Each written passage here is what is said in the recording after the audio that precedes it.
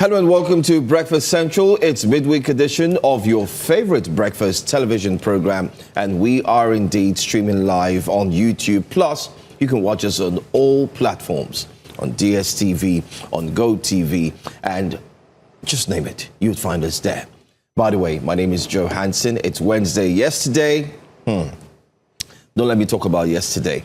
For those who were struggling to get home yesterday on the Lekki axis in Lagos, I wish you got home safe and sound and you're still nursing your back pain or your body pains. But we'll talk about all of that because of the flood and not forgetting to what the Lagos state government is doing to help Nigerians and Lagosians just to survive. Welcome once again. I'm not alone. I've got the duo who have decided to play a role that reminds us of Sesame Street. Oh my God. That is still, you could say, Ernie and Bert. But at the same time, they've also decided to make it look like they're not ready, but to continue looking alike. Joe, are you done with your intro? Please, let's do our intro. Are you done hating? It's not a fault, you know. Lady Olive, royalty, please take over. I love Great minds think your alike. purple tie and your, lilac shirt. Thank you. Yeah. Great minds do think alike, especially. I love your lilac too. No, May I call you the lilac?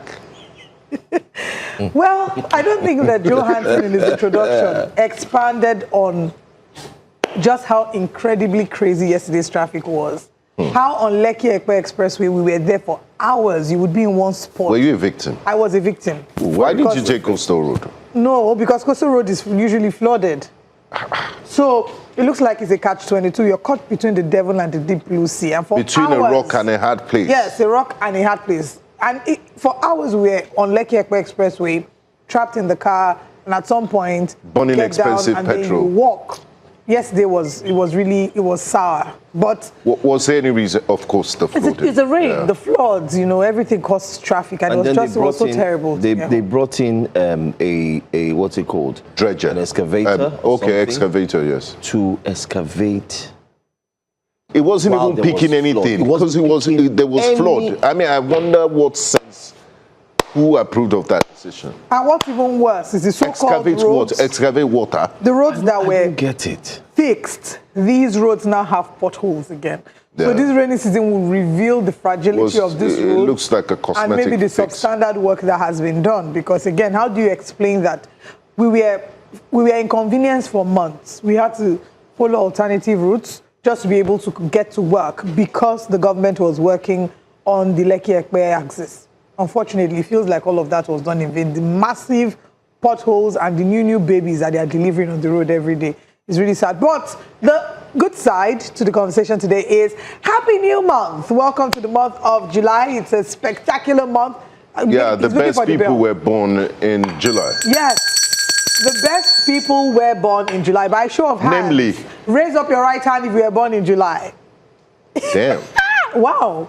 I'm July 26th. When are you? No wonder we always Great minds think alike. Yes. You're welcome to Breakfast Central.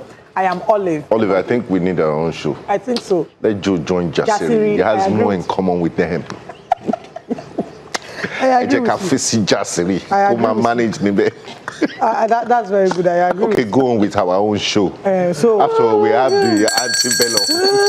So you may now do your introduction, my very intelligent friend. Okay, very warm welcome to you. You're welcome to Breakfast Central. This is Wednesday, the 1st of July 2026. A lot is happening across the world and, of course, in our dear continent.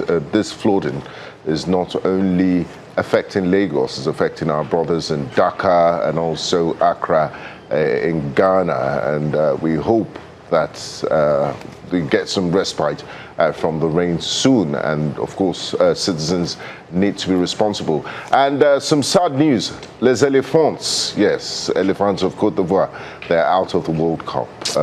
One of Africa's representatives, after a dramatic game, Amad Diallo got them an equalizer, but as fate will have it, the ponytailed one, Divine Ponytail, yes, Erling Haaland, the Norse king, puts a dagger in the heart of the Ivorians, so they're coming home. They've gone back. They've gone back. They've gone back. They've gone back. But kudos to France yesterday. Spectacular football.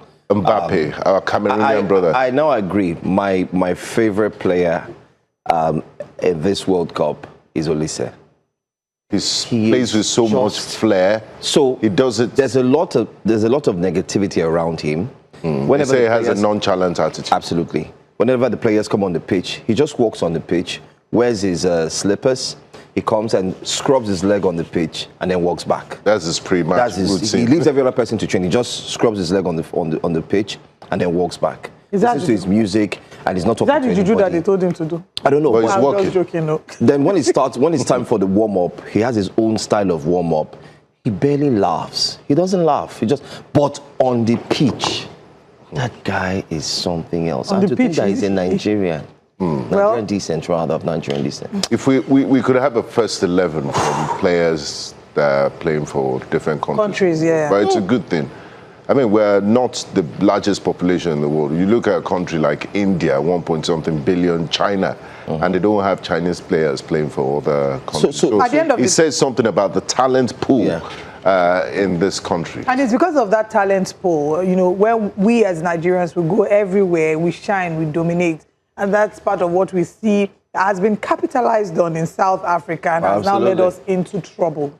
The streets of Johannesburg, Durban and Pretoria have been tense following nationwide anti-migration protests led by the March and March movement. Organizers like Jacinta Gobese Zuma insist the demonstrations are not about hatred of migrants, but about pressing the reset button to prioritize South African citizens in schools, hospitals and workplaces. Protesters argue that undocumented foreigners are straining public services and taking scarce jobs, while placards and chants echoed frustrations about unemployment and crime. Reactions to these protests have been deeply divided, as human rights advocates warn that scapegoating migrants risk repeating the country's painful history of xenophobic violence in the country. The South African government, led by President Cyril Ramaphosa, faces mounting pressure to balance citizens' frustrations with constitutional protection for all residents, making immigration one of the most conscientious issues in South Africa's social and political landscape. Yesterday, the 30th of June, was the deadline that was given. We'll share with you some of the footage that we gathered from across South Africa yesterday. Our correspondent was there as well, Bongani Siziba, and throughout yesterday, we're bringing you updates of what's happening in South Africa. But let's take a look.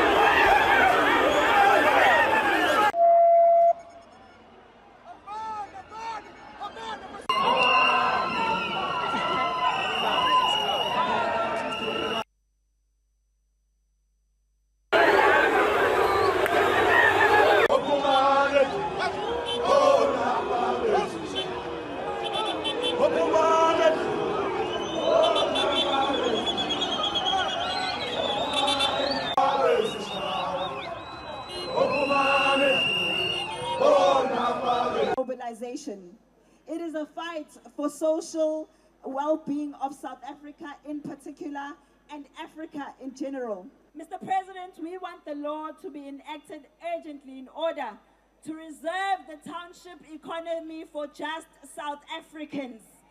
We are capable of running spaza shops. We are capable of running tuck shops. We do not need an Omar from Somali to come and do that. We have been living off the tuck shop business for years and years without the so-called refugees coming into our country. So we demand our township economy to come back to the hands of South Africans. We're here to make our grievances known to the government and for them to know that we're tired of them not doing anything about the issue of illegal immigrants and pretending that it's only a problem that the people of South Africa have when it's them that made the laws of the country, therefore they're not enforcing it, and we demand answers.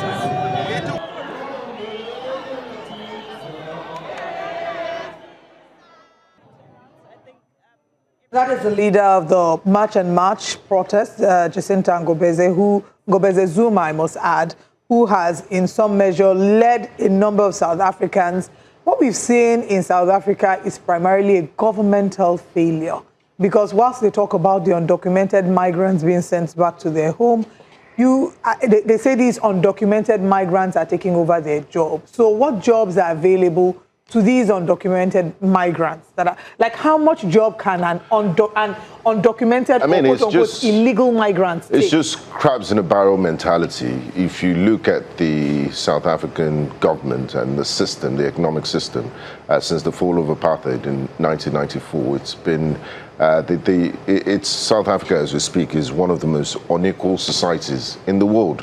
So the landholding families, those that control capital, are the white minority, and they happen to be in the majority. So the freedom they got was political freedom, yes, but Nelson Mandela had a negotiated freedom. They didn't get that economic freedom. And people are wondering that, is it worthy at the end of the day? What's the price of your freedom if people don't have the means to live a decent life, if jobs cannot be provided, if economic power is concentrated in the hands of only a few? But unfortunately for this xenophobes and Afrophobes, it's the Malawian and Zimbabwean spaza shop owner, the Nigerian mechanic that's just trying to get by, that they're scapegoating. They're not the cause of your problems. Look at the bigger picture. Look at the economic fault lines that have been there for centuries, and then you realize that you're picking a fight with the wrong people. They might say, you know, Jacinta has said, oh, they're doing drugs and all of that, but you're only scapegoating. If you look at South African crime statistics, most of the violent crimes, most of the reports of theft is done by South Africans themselves. So just scapegoating immigrants is not an excuse, and it's extra unfortunate and sad that this is coming. I mean, for students of history, post-apartheid, knowing the sacrifice that these African brotherly countries paid to free South Africa, especially Nigeria, in both material and diplomatic support. It's absolutely. Just, it's also sad. 30 years after. Yeah. It's also sad to bring that up. Terrible. While this protest was ongoing yesterday, the looting started. As expected. As expected. We did see a similar thing happen in 2023, where there was an uprising and the looting had started. At that point, remember, the xenophobia had taken a different course. And the same thing happened. The footage you see there, you have them going into homes, going into people's shops. And it was like it was free for all. We have so many other videos online, plenty of them. I did see one where the young man got in there. He wasn't going there to ask questions that, oh, hold on, who owns this shop? Are you an illegal migrant? No, he just went straight and started picking the cans of food and drinks and was happily walking out. The same thing happened yesterday, just to mention. They also broke into a home of a South African. And she kept explaining to them that, listen, I am a South African. They said, no, you have to prove it. And they broke into another home where they told the lady, listen, you are housing illegal migrants in your house. And she said, how? Where? They got in there. They had a lot of, weapons. Look at them taking drinks. I mean, this is the question is, what are you fighting for? Are you hungry? What is the problem? Is this the reason? is this the reason for coke? I don't get it. Petty things. Remember how much was lost in 2022, 2023? During the xenophobic attack, when the South African government had done and also when Jacob Zuma was arrested. Exactly. So if you look at all of that, you're asking yourself, what are you really fighting for? But at all, if you bring it down, Nigerians will say, well, let's now focus on our own government too. Because truly, let's be honest, you've never heard that Americans went somewhere and dominated a particular country and then they were asked to leave.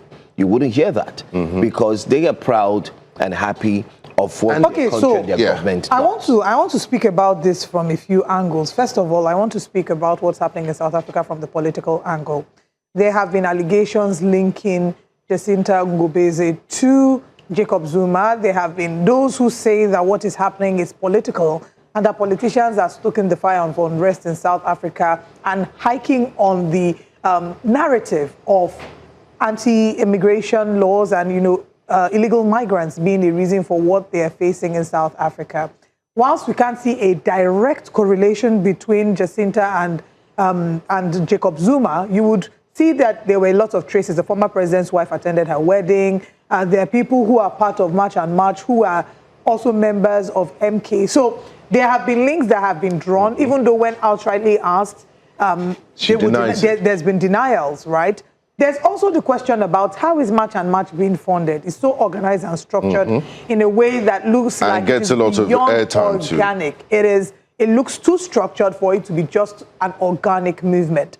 Recall that in 2021, when Jacob Zuma was in court, there was also another protest, and this time they said it's the worst protest that South Africa has recorded since apartheid. And now we're seeing a repeat. So what we see with regards to these protests is the fact that xenophobia is not a new thing. It's a recurring national wound that South Africa is dealing with. God bless you. I'm happy you highlighted that point. Just to buttress your point, they're not the only ones hosting foreigners or other Africans. Uganda has one of the highest refugees populations in the world. They're hosting a lot of refugees from DRC, from Eritrea. There's a place in Kampala called Gaba Road. You think you're in the middle of Ethiopia or Eritrea. It's the people going about their business, and they don't harass them. Right. And it's also the fact that citizens feel they can act as vigilantes. Do we go around harassing people? Show me your passport, show me your documents on the streets of Lagos. I want to follow up with what you said. It only happens in South Africa because the government encourages it. Thank you so much. And that's what I wanted to say, that another reason to blame the government for what's happening in South Africa is that there have been no punitive measures. March and March is not the first time we've seen protests against migrants. Operation Dudula stopped migrants from getting health care. We saw them go to the hospitals. We reported them live here on television, where they would go to hospitals and they would ask, show your identification. If you're not South African, leave. They stopped people from getting access. And when a government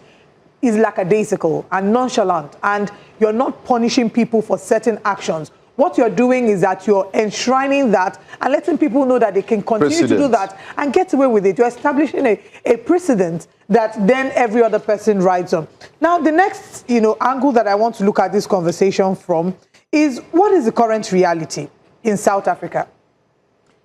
Unemployment currently sits at about 32% in South Africa. This year in Q1 of 2026, they've lost about 350,000 jobs. So is there a real anger? To an extent, yes, there is. But is there a misdirected target? Absolutely. Migrants constitute just 5% of the population in South Africa. So if migrants constitute 5% of your population, then the remaining 95%, why are they not able to cater to them? We're seeing that now, according to latest reports, we see that they have so far 62 people killed in 2008 xenophobic riots.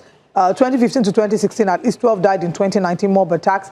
There was a 2021, which was not primarily xenophobic. It was linked to Jacob Zuma. But there have been these recurrent attacks, and they need to look inward and put their house in order. It's a shame that the government has failed the people of South Africa. Before we come to blame the people, I will first of all put the blame on the government. The government has not tightened its immigration laws. It's not enough for Cyril Ramaphosa to now come and start speaking and saying that we'll after march. The fact. Exactly, we're going to march force. If you're protesting and the protesting gets out of hand, we'll march force for force. It's not enough to start speaking in June when the problems and the challenges with this have been laid. There have been trails laid over the course of the past year. Nothing was done to tighten immigration laws, and now it just feels that the government is being reactive. So the primary challenge with what's happening in South Africa is primarily the government's fault. The government has failed its citizens in providing opportunities for them. The government has failed to tighten immigration laws. The government has failed to ensure that there aren't opportunities for illegal migrants to occupy in their country and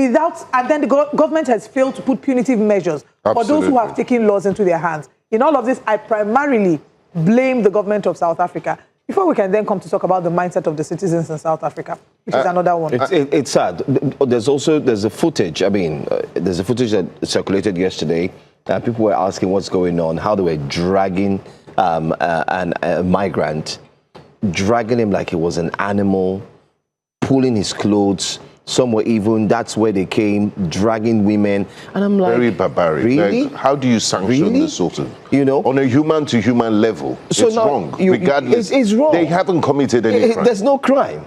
There's no crime. That's if they are illegal, if they've overstayed, yes, immigration should deport them. And there are many buses waiting. There are people that are stranded, Malawians in Durban, that are asking to be left to be transported back to their country. You know what's It's even sad. worse? Is winter. People are out in the winter, Mm-hmm. stranded in the winter, and South African winter can be really cold. So it's a really sad time that it's we're really seeing sad. that our continent, and I hope that this is a wake-up call again for the continent or Africa. Africa is stronger when it's united. And the truth is the West will never be in support of Africa being a united front. It profits external forces when we're all fighting each other.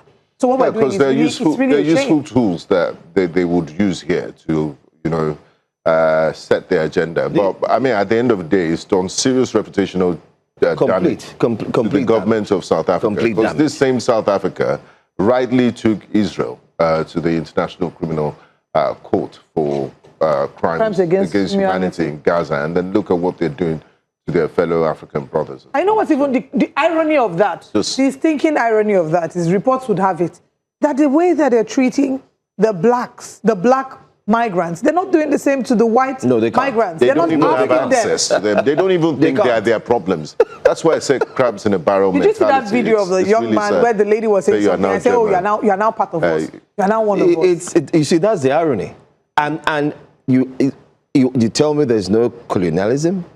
It doesn't still exist? It does. Yeah, it does. In the minds of those, because they don't even know their oppressors. If you say you've been freed from your colonizers, or colonizers like they call it, colonizers, I don't think so, my brother. I don't really think so. But then again, we're going to see what Nigerians are saying, because this is a very critical story. Let's quickly go on X and see what Nigerians are saying very quickly. Nigerians are reacting to the videos, the footage, the incidents that took place yesterday. Apartheid has ended, but something is still terribly wrong psychologically with these people, so says Chimezie, global champion. And we agree with you. Mazimba says, if this is the largest economy in Africa, I am afraid. And that's what Mazi says. Solomon says, a shame, especially with the older folks involved in the looting fest. I mean, the videos were appalling. Older people rushing to pick bread and all that. You wonder, were they not eating before? Peaky Blinder, Nigerian leaders will still trade with South Africa because we have no shame as a people. Heavy sanctions should follow this nonsense act, but of course, we're Africans. Such don't exist. And the points are indeed clear. They're truthful. If only sanctions would follow, it will indeed show where other African countries stand. This action will never go unpunished. Very lazy people. Loot all you can. It will all run out with days. The world is watching. It's not just watching. What is the world going to do? After looting, they will turn around and call Africans doing legitimate businesses they're criminals. Yet they exhibit the very name they call others. That's what J.E. says. And David says, if you think that calling South Africans lazy people is an insult to their country, then you know nothing about them. They're not ready to work. They only want free things. And if what they are pursuing now works for them, the economy will crash and they will turn against government. And I think the government should start thinking about that. Well, while we look at this story, it's going to be a developing story here on Breakfast Central. We'll also get to mention that we'll be looking into that, okay, on YouTube. Yeah, let's take some comments. And we're streaming live on YouTube. If you want to drop comments, please head to YouTube, News Central TV Live, and drop your comments regarding any of the stories, starting with South Africa. Good morning to our YouTube audience. Amoki Chukwuemeka says, SA government is complicit in this rubbish. And that's very true, because, I mean, we've said it all. Michael Zu says, Dudula and March are sponsored by Ramaphosa and Jacob Zuma. If Tinubu can take half the action by Ghana, this nonsense will stop. But we don't have an effective government in Nigeria. The marches are thieves. Mr. Johnson says, Olive, you're right. It's a political motivational move. But what can we do? You said it all. I don't want to read the remaining part, so I don't implicate you just in case. He said, so it's just a political thing, and the lady knows better. Okay, all right. There are other conversations that we're seeing and several other comments there, but please head to YouTube to drop your comments regarding this. I think the summary of it all, in a sense, is South African government is complicit. The people of South Africa need to understand that the immigrants are not their problem. The immigrants constitute just 5% of the population. What would be a shame is that after all these immigrants leave, then the country doesn't get better. And they will turn on the government. That's the next thing. Exactly. Where you don't have any victims. Well, you don't have anything. Who else would you blame? It just feels like it's a mindset of us looking to point fingers at someone. Everybody just needs someone to point fingers. Primarily, politicians have now taken advantage of it. And it is a shame that politicians will look for any weakness or loophole and capitalize on it. And that's where we are. In other news, let's also say this is a wake-up call to Nigerian government to do better, because if you have people trying to run away for greener pastures, then you can start thinking what you need to do to keep them. But let's move on to our next story. By the way, let's mention that a new threat has surfaced as we speak this morning. Oil marketers have threatened the federal government this morning that if they try to put price control, they will shut down their filling stations. That's the update. This is back of what we discussed yesterday. So if you're watching They this were watching morning, Breakfast Central. if you're watching this They were morning, watching the way you were vibrating. I was Like a angry, and this vibranium. morning, my predicament has indeed been proven to be true. Oil marketers, like I asked our guests yesterday, are they not the problem? How can you tell the federal government oil prices, Benga, like you know, has crashed, has dropped across the globe? Countries have reduced their fuel prices. We're no longer hearing of them struggling to buy fuel anymore. The government has ensured that they follow the due process. But in Nigeria, we're still buying fuel for 1,250. When the global oil price market is indeed celebrating that the prices are dropping. And then you wonder what's going on. This morning, breaking news, oil marketers are telling the federal government, if you push us for price control, we will shut down. I mean, that's why Dangote wants to get in on the entire value chain and have the CNG trucks take them to the end destination. And maybe very soon we should start having Dangote service stations, and then they'll be out of business. It's sad. Anyway, we just thought to put that out there. Let's quickly tell you that Lagos State Governor Babajide Sanwo-Olu has approved the dredging and maintenance of 28 major drainage channels across the city, Lagos, to combat recent flash floods that overwhelmed parts of Victoria Island, Lekki, Ikeja, Bagada, Mushi, Mafuluku. The move comes after heavy rainfall caused widespread disruption, and with government urging residents to cooperate by keeping drainages clear of refuse. Let's take a look at this video. This is the video we talked about yesterday. This morning. It's not even yesterday. You talked about it. This is what added to our pain yesterday. It's excavating water. Please, what is he removing there? Ooh. Let's just play the video. I should have even sent I'm sure the guy who spoke our minds. Let's listen. Flood in the middle of the rain. Can you see? I don't understand. Can you see? Can you see? It is when the flood has come. The government is clearing the flood in the middle of the rain. Can you see? I don't understand. Can you see? Can you see? It is when the flood has come. Nigeria, we should do better. Thank you. One open tap. Are you seeing it? This is the front of my shop, bro. This is Timer's fashion. Are you seeing it? See water. Look at everywhere. See water. This is front of my shop. Even the gutter you cannot see anymore. Are you seeing it? Look at water everywhere. You are saying shaking one open tap. The water is too clean. Are you sure they did not open tap? Please and please, if you know you don't have something good to say and you cannot pray for me, please better keep quiet. Are you seeing this water? Yesterday on is even better than today on. Yesterday is better. See, look at today. Everywhere, all my luxury dresses. Sherry. Well, we were hopeful that it will not rain today. If it continues to rain today, even though the weather is not too certain. An issue. We need rain so that the farmers would have a bountiful harvest. The funny thing is the rain is not even good for the farmers because when it's too much. Yes, and that's what we're seeing. It's going to erode the soil. When we had that terrible rain that affected that 1/3 of Bayelsa was covered by water, it affected farming. So either way, it's not really great for too much us. of everything. Yesterday, my friend was talking to me about how one of her baby sister's friends, that they were at home and she woke up in the middle of the night to go and use the bathroom. As soon as she put her leg down, it was water. And the girl just started crying.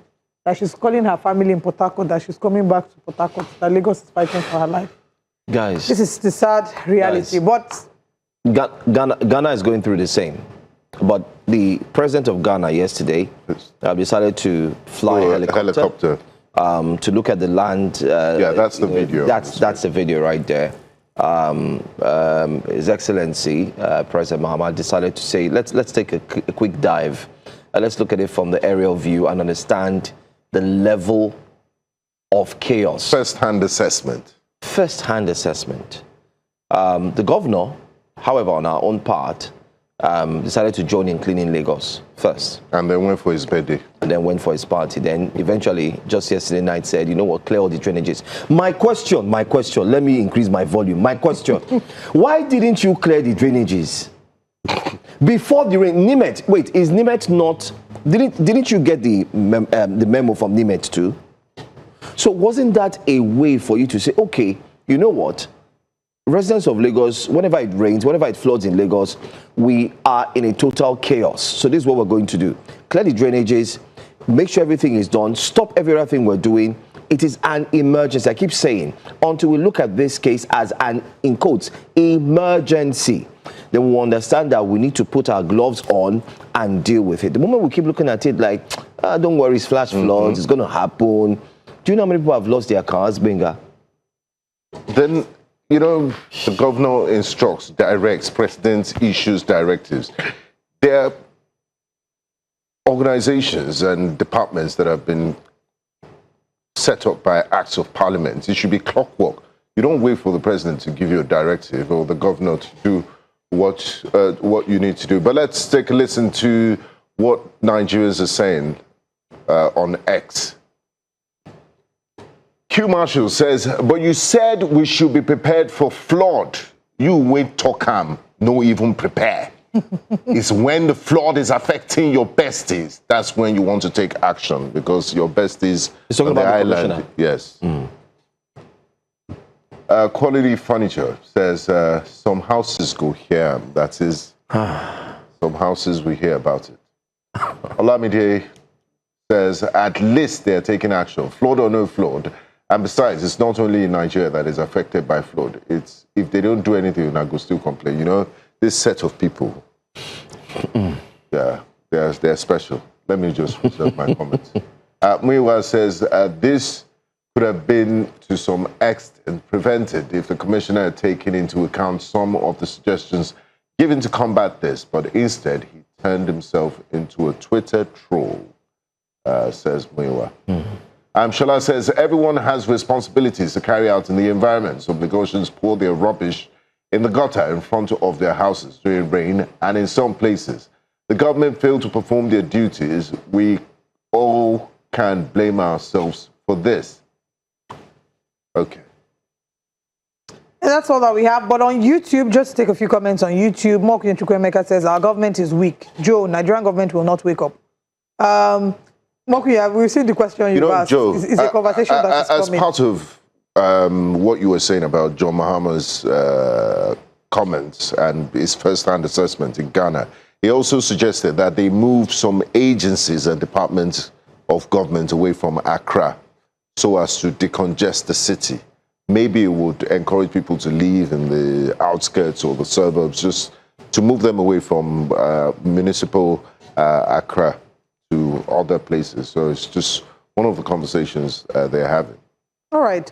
The Hidden Princess, it will not rain. It's raining again already, but the thing is not in only Nigeria this flood is happening. Let's share with you the headlines we're looking at this morning on Breakfast Central. Our top stories this morning on Breakfast Central, we're starting off with Africa, South Africans holding their protest against illegal residents as federal government repatriates the third batch of Nigerians. Citizens Democratic Alliance unveils manifesto ahead of 2027 elections. And the third story, NDC candidates, NDC registers as candidates on INEC portal. We'll be looking at the details of that. F4 extrajudicial killing, trial commences for these dismissed officers over Ogenemene's murder. We're reviewing the front pages of the newspaper this morning. Stay with us for all this and more.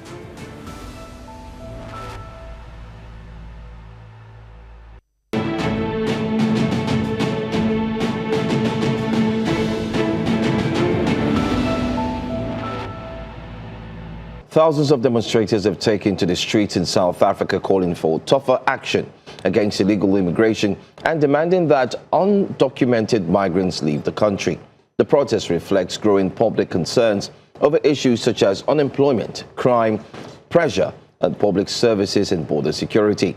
While many demonstrators argue that stronger immigration enforcement is necessary, rights groups have cautioned against rhetoric or actions that could fuel xenophobia or target migrants indiscriminately. As governments across Africa grapple with rising migration pressures, the South African protests have once again brought into focus the delicate balance between enforcing immigration laws, safeguarding national interests, and upholding the rights and dignity of all people. Join us this morning to unpack the political, economic, and diplomatic implications of these developments is the author of Economic Diplomacy of Diaspora, Collins Iweke. He joins us live from the European Union capital, Brussels, this morning. A warm welcome to you, Mr. Iweke, and thanks for joining us on Breakfast Central. My pleasure to be with you, Wenga. Thank you for having me. Hi, guys. Good morning. Welcome. Mr. Iweke, this is not the first time we're hearing about xenophobic violence in South Africa and treatment of migrants, but it seems this is a more sustained episode, and of course they've issued an ultimatum which expired yesterday. So what is the diplomatic implications for Nigeria and South Africa? How would you interpret this from a diplomatic lens? Well, first and foremost, Wenga, the first point is to separate two issues that have been dangerously mixed together. Every sovereign state has the right to manage immigration lawfully, but no citizen group has the right to terrorize, profile, evict, attack, or humiliate fellow Africans under the cover of immigration enforcement. What we are seeing in South Africa, just to be very clear, is not simply an immigration debate. It is the weaponization of economic frustration against vulnerable African migrants. Well, for Nigeria, evacuation is a duty of care. There is no doubt about that. Diplomacy, coming now to your question, must now be firm, calm, and consequential. South Africa must protect lives, property, and dignity, while Nigeria must avoid emotional retaliation that damages African unity and, economic interests. Okay, let's talk about maybe what the background or foundation to this might be. And I like that you say every country has a right to manage immigration the way it chooses, but no citizen or civil rights group should then inflict violence as a means to, enforce immigration.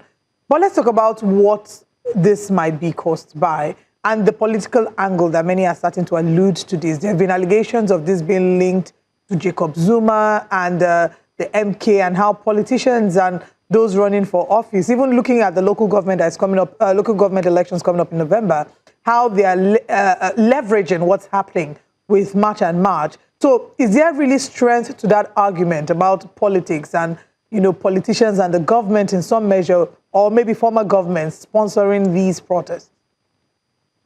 Absolutely, Olive. I mean, let's make no mistake about the fact that on the average, politicians are very, very, opportunistic individuals. And now, if you look at the timing of this, this specific attack, don't forget, Wenga alluded to it.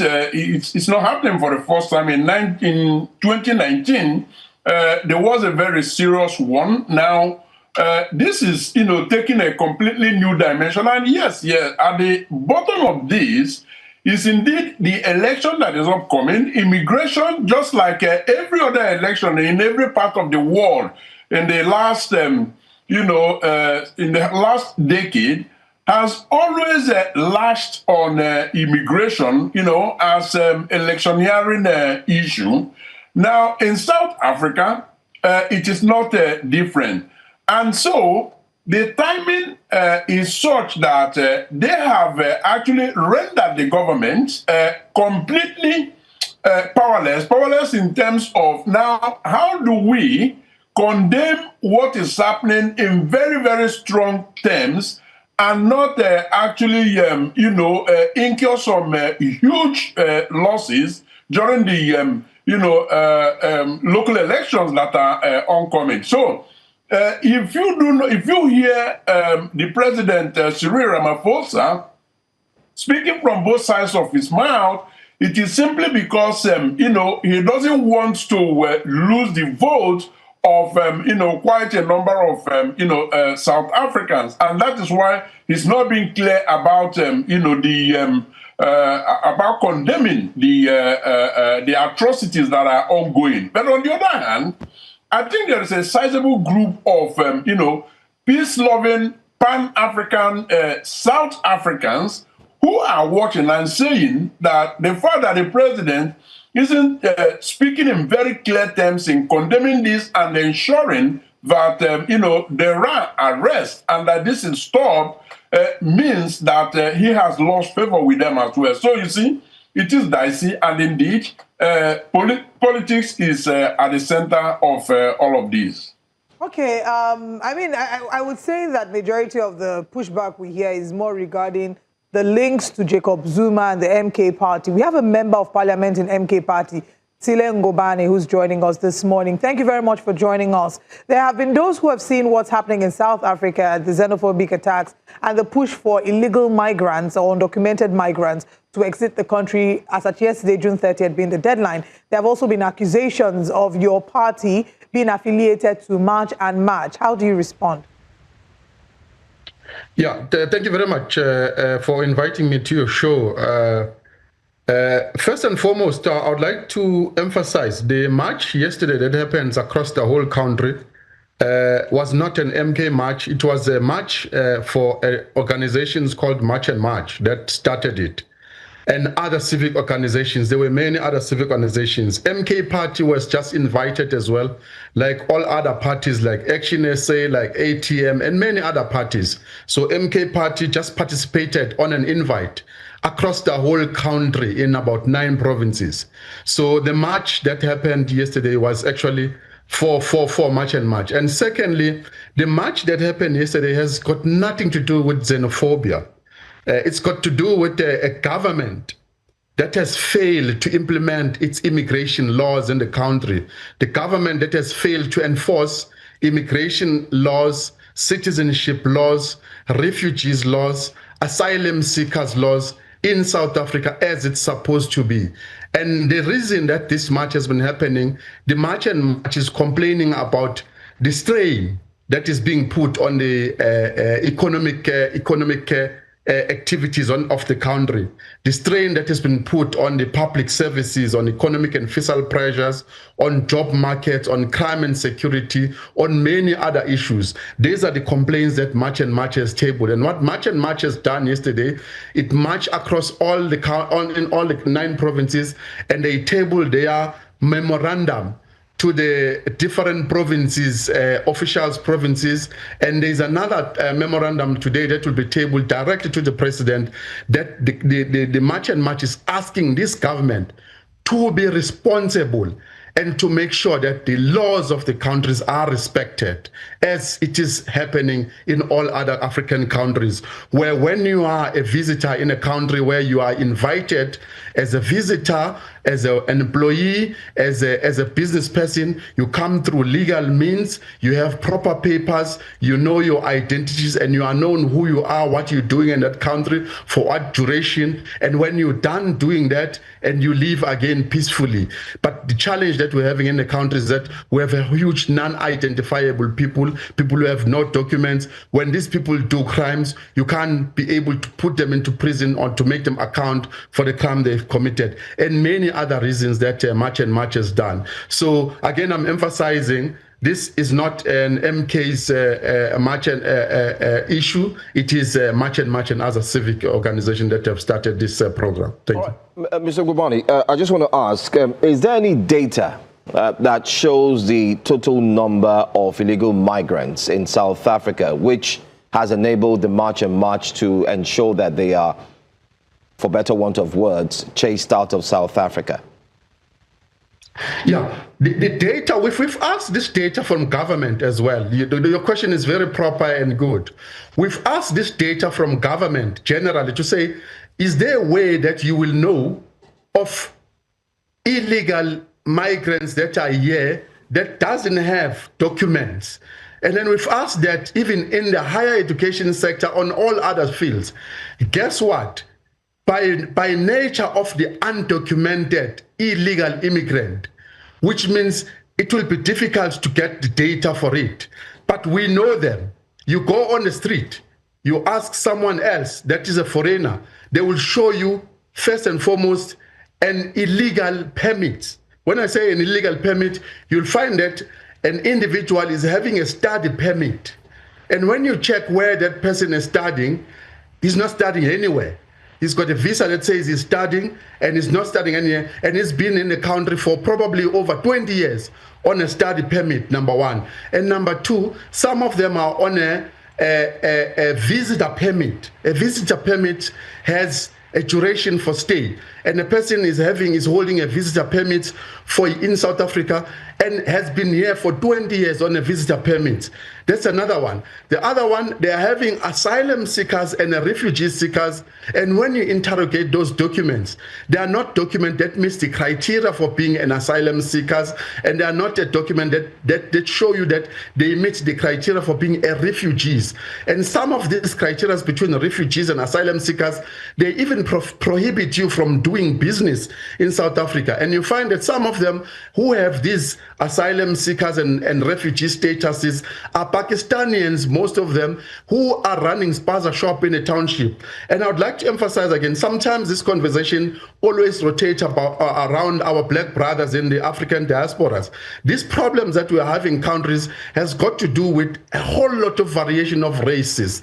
Pakistanis, Bangladeshis, Somalians, UKs, English-speaking, American-speaking, who are here illegally and on the wrong document. So coming back to conclude on your questions, when we speak about undocumented illegal immigrant, the data becomes difficult to gather because, number one, by virtue of saying they're undocumented, they don't have papers. When you find them in the street and say, produce the papers, a person has nothing to produce. And they came here illegally and unidentifiable.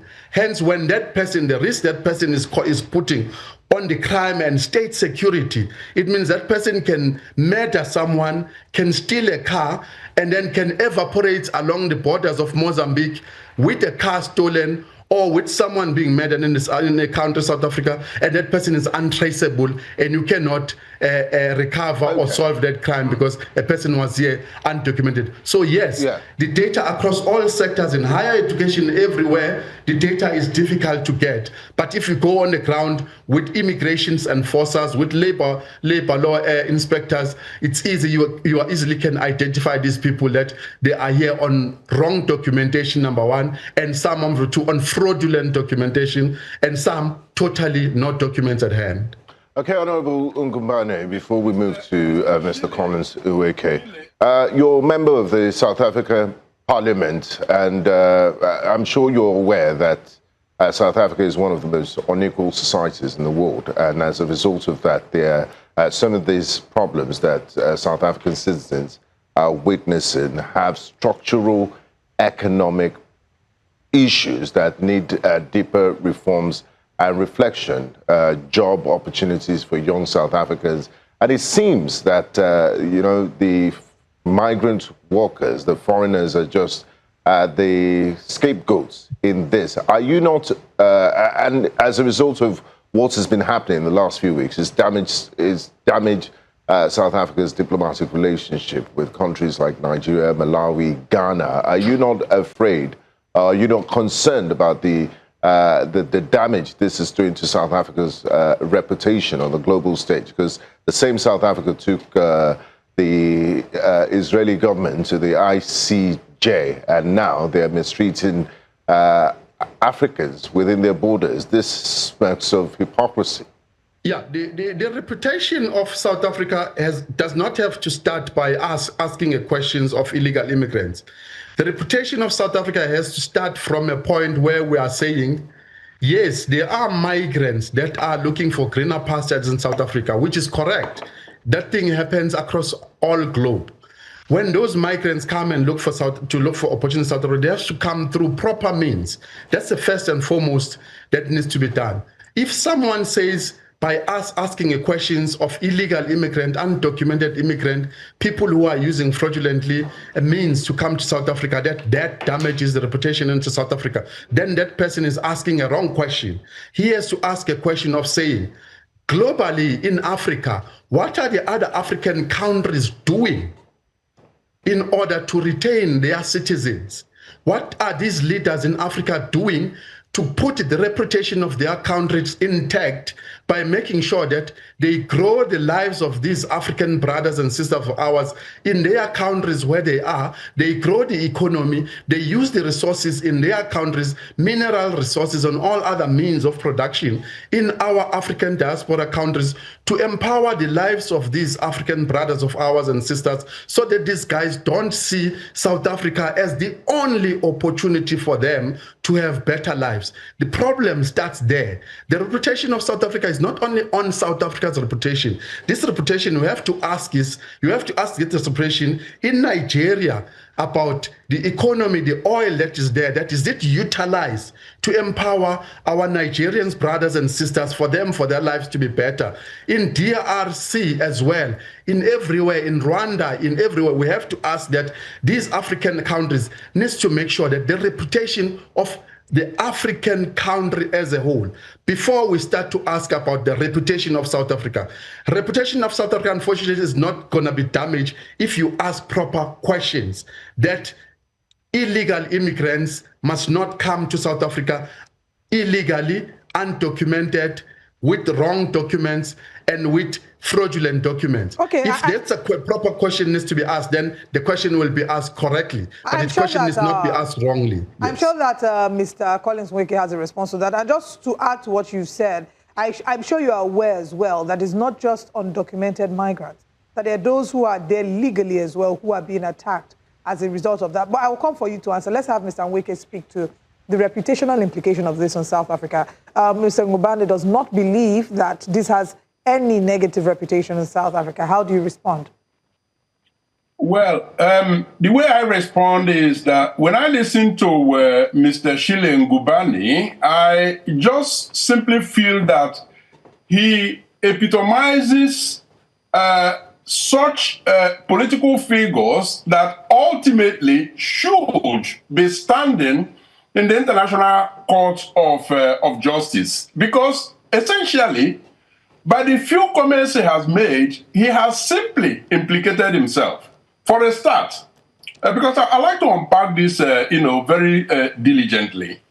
The question that Joe asked was in relation with the size of the problem vis-a-vis the way it is being blown up. And let me give you the information that you may not have, because he has, diligently avoided giving an answer to the question. When you hear him speak, he creates the impression that more than half of, people living in South Africa, non-South Africans, are illegal. Now, the figure is less than 5% of foreigners. And then within that 5%, we are actually talking of less than 1.5% that are illegal.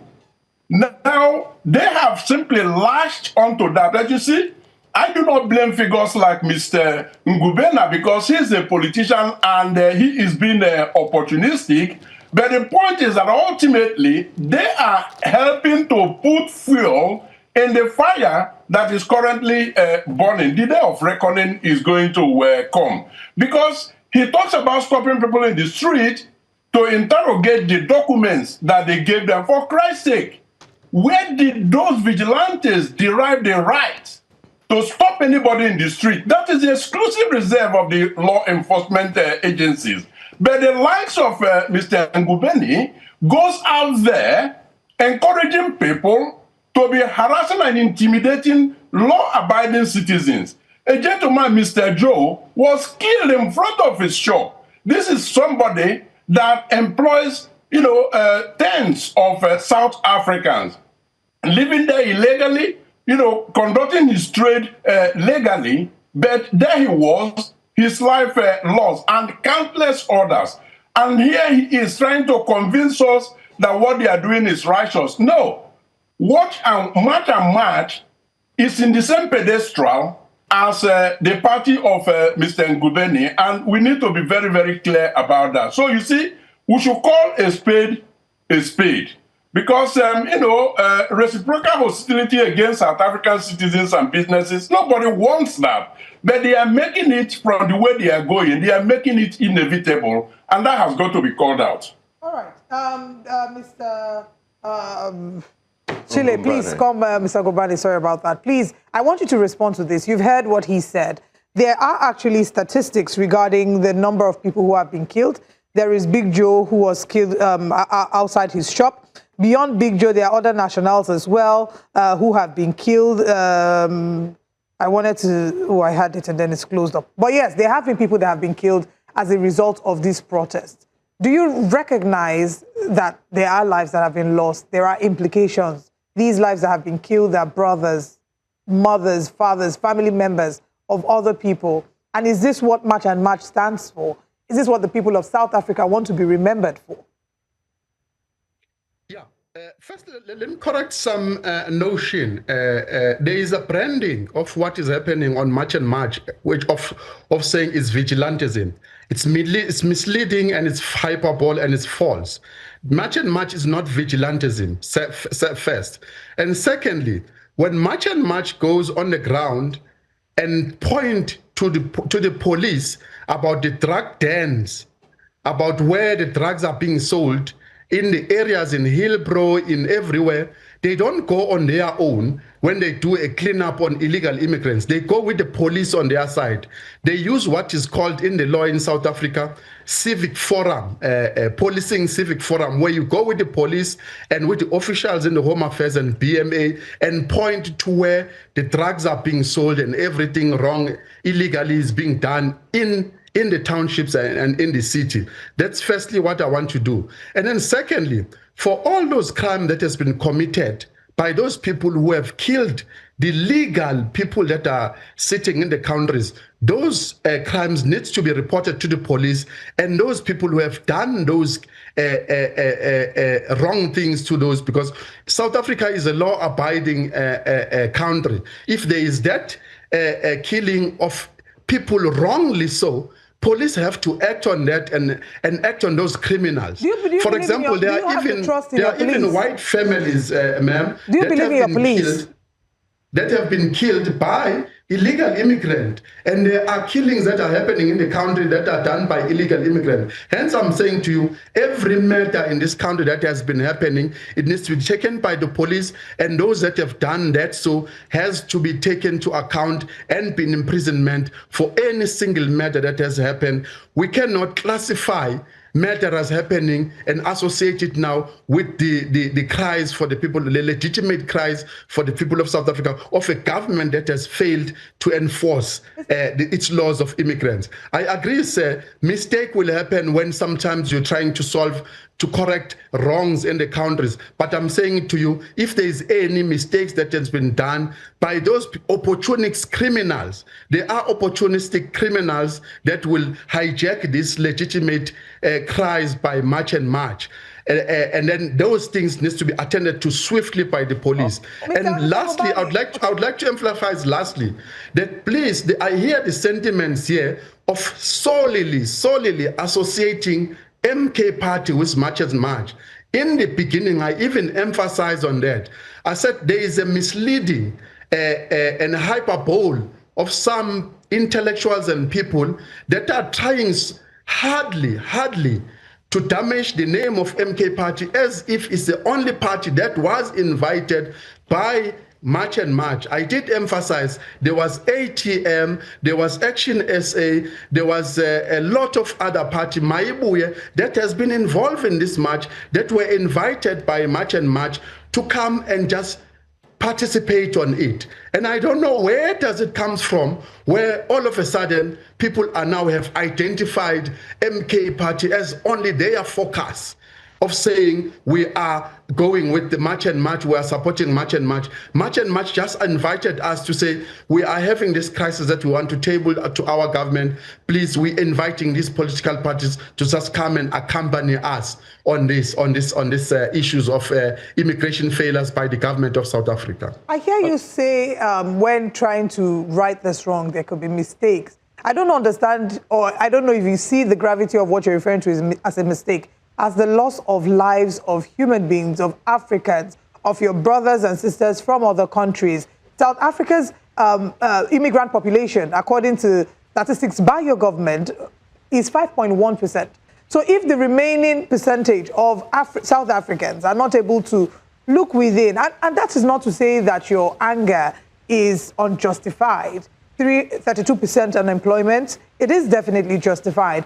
But don't you think that your anger is misdirected and that your anger should be targeted at your government, a government that has failed to strengthen immigration protection, your government that has failed to ensure that there were punitive measures? When Operation Dudula started, we started to see how, and you say it's not linked to xenophobia, but from outside, it doesn't look like that. Because we saw Operation Dudula go to hospitals and ask foreign nationals to leave the hospitals. Even those that were willing to pay for services were asked to leave the hospitals. So I don't know how you can argue that this is not in any way linked to xenophobia. And you can call it a mistake, that, you know, there's a mistake here. Lives are being lost as a result of this movement. Surely you see some element of truth in this argument.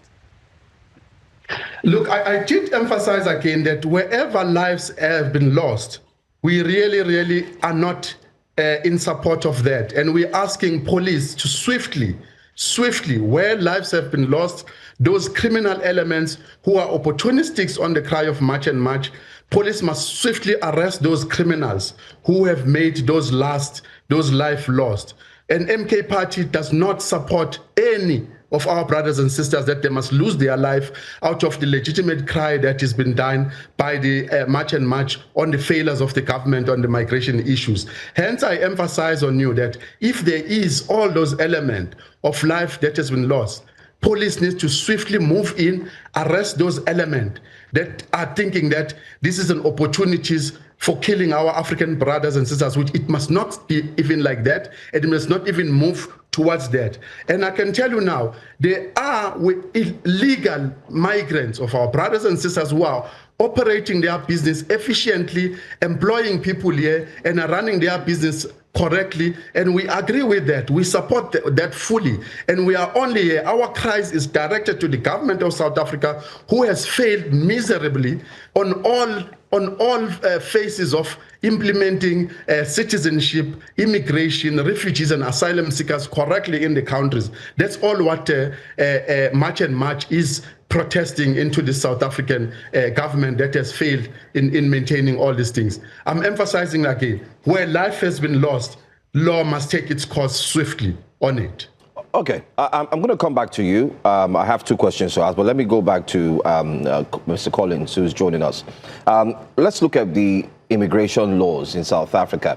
Let's look at the fact that it's been said this entire protest is directed at the government. Mr. Collins, do you have anything you want to say concerning the process and the way in which it's being done, right before I ask my next question? Well, the way it is being done is despicable. And, we hear Mr. Ngubeni being actually the mouthpiece of March and March, which perhaps is actually the advocacy arm of MK Party that he represents. So I think it's very difficult to draw a line between where MK Party stops and where March and March begins. So obviously, this was, a joint operation between March and March and MK Party, and I'm happy that, by some of his utterances, he has, taken responsibility for that, notwithstanding how much he tries to, escape some of the pertinent questions put before him. The point is this. They are using very, very dangerous rhetorics to highlight a legitimate concern of the people of South Africa. I said this ab initio that every sovereign nation has the right to protect its borders and, ensure that every citizen in the country, every individual in the country has the right to be there. At the same time, every sovereign nation has the responsibility to protect the lives, especially of vulnerable people. That you are an illegal immigrant does not mean death sentence.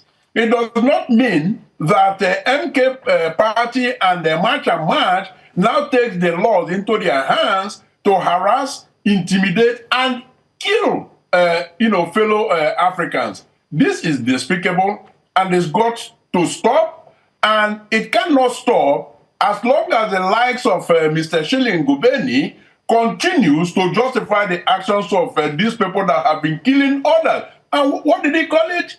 Mistake. This just goes way too far.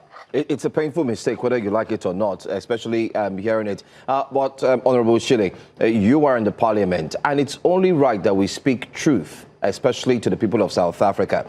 I'm just going to run through a systemic context here that's been put together by Africa Check. In your statement, and in the statement made by other South Africans, you said that the crimes committed in South Africa are mostly committed by the illegal migrants. But I dare to say that that's wrong, because Africa Check did run a check, and they said both independent fact checkers and also members of your government came out to say government leadership, including President Cyril Ramaphosa, also agreed that there is no factual evidence linking immigrants to the vast majority of violent crimes in your country. You have a mobile device. If you open your phone and Google now, it says that the number of people who have perpetrated crimes in South Africa are South Africans. Only 2% of other nationals have done so. So why is this now the reason for killing other nationals in your country, linking it to crime and illegality? Honorable. Yeah. Firstly and foremost, you are trying by all means to mislead the public and the Nigerian community on what I've said here. I didn't say here the crimes committed by illegal immigrants, holistically in South Africa, crimes are committed by illegal immigrants. Your statement is false, firstly. Let me start from there. You are misleading the public of what I've said. I said to you, there are illegal immigrants in South Africa who are undocumented. And with the crime in South Africa, each and every crime that is happening, you need to have your fingerprints taken, and you need to, when the investigation happened by the police, they need to be able to take fingerprints and be able to investigate those crimes. But by virtue of being here, undocumented, and not being registered officially that you're in South Africa, you are known, you stay wherever you're staying, then whenever a crime is committed accidentally, then they are able to trace you. So I never said to you, all crimes in South Africa are committed by illegal immigrants. First and foremost, that statement you are saying is totally wrong. You are misleading on what you are saying. Not all crimes in South Africa being committed are committed by illegal immigrants. You are wrong on that, so you must stop misleading the public. Crimes in South Africa are committed by everyone else. Only I highlighted that we need people that are in South Africa to be documented, to be known who they are, so that if they commit any crime, they are being able to have their fingerprints in the database, so that anything happens, they are able to be traced wherever they are. That's the first question I want to respond to. And the second one, the other colleagues of ours here said there is a joint operation that is done by MK Party and March to remove illegal immigrants or commit crimes. There is no joint program by MK Party and March. I'm emphasizing again, the program the cries of illegal immigrant is a program of March, Operation Dudula, and other civic organizations, which are many, which are complaining about the strain of strain being put on the public health and other South African resources by illegal immigrants. It's a program of March and other civic organizations. And what March has done, they've invited many political parties. I would like to emphasize again, It's not a joint program by MK Party and March and March. The political parties that are invited on this by March and March to come and accompany them on marching that happened yesterday. They invited ATM, Action SA, Operation Dudula, MK Party was invited as well. So I desist on saying this is a joint program by March and March program. That's against it's a wrong narrative. And secondly, I want to underline as well. Unfortunately, Honorable, we Assembly. Yeah, I'm representing MK Party in the National Assembly, and I sit on the Portfolio Committee on Home Affairs. I know the deficiencies of the Home Affairs in the immigration, citizenships, and refugee status, where they have a lack of resources to manage this problem. So I'm not a mouthpiece of March and March here. March and March has their own people to talk about. And to emphasize again, any lives lost is very regrettable by all of us in South Africa. We regret those lives lost. And do you condemn it? And we are emphasizing do you condemn lives lost by criminals. Police must swiftly move in, arrest those criminals. We regret any life lost. Right. Police must swiftly arrest the criminals who are opportunistic in the legitimate cries of March and March. Unfortunately, we're out of time. Life lost, Mr. Ngubeni is simply saying all the wrong things. Condemning the actions after people have lost their life is not the issue. What you should be doing, Mr. Ngubeni, is interrogating why no meaningful arrest has been made. Why is it taking such a long time? You are part of, the government on the basis of being a parliamentarian. Why are you not questioning the slow motion that the government has applied? Rather, you are, essentially prodding March and March, which, in my view, and I stand by that statement, appears to be the militant wing of the MK Party that you represent. Right. You have no way of wriggling out of that. And you see, this moment should not become Nigeria versus South Africa. It should become Africa versus Afrophobia, which is essentially what is happening. All right. South Africa enforce immigration law through the state, not through mobs. All right, at this point, I'd like to jump in because the last point I want to make on this. Thank you very much, gentlemen. I want to jump into the conversation. We have to wrap up. We're out of time.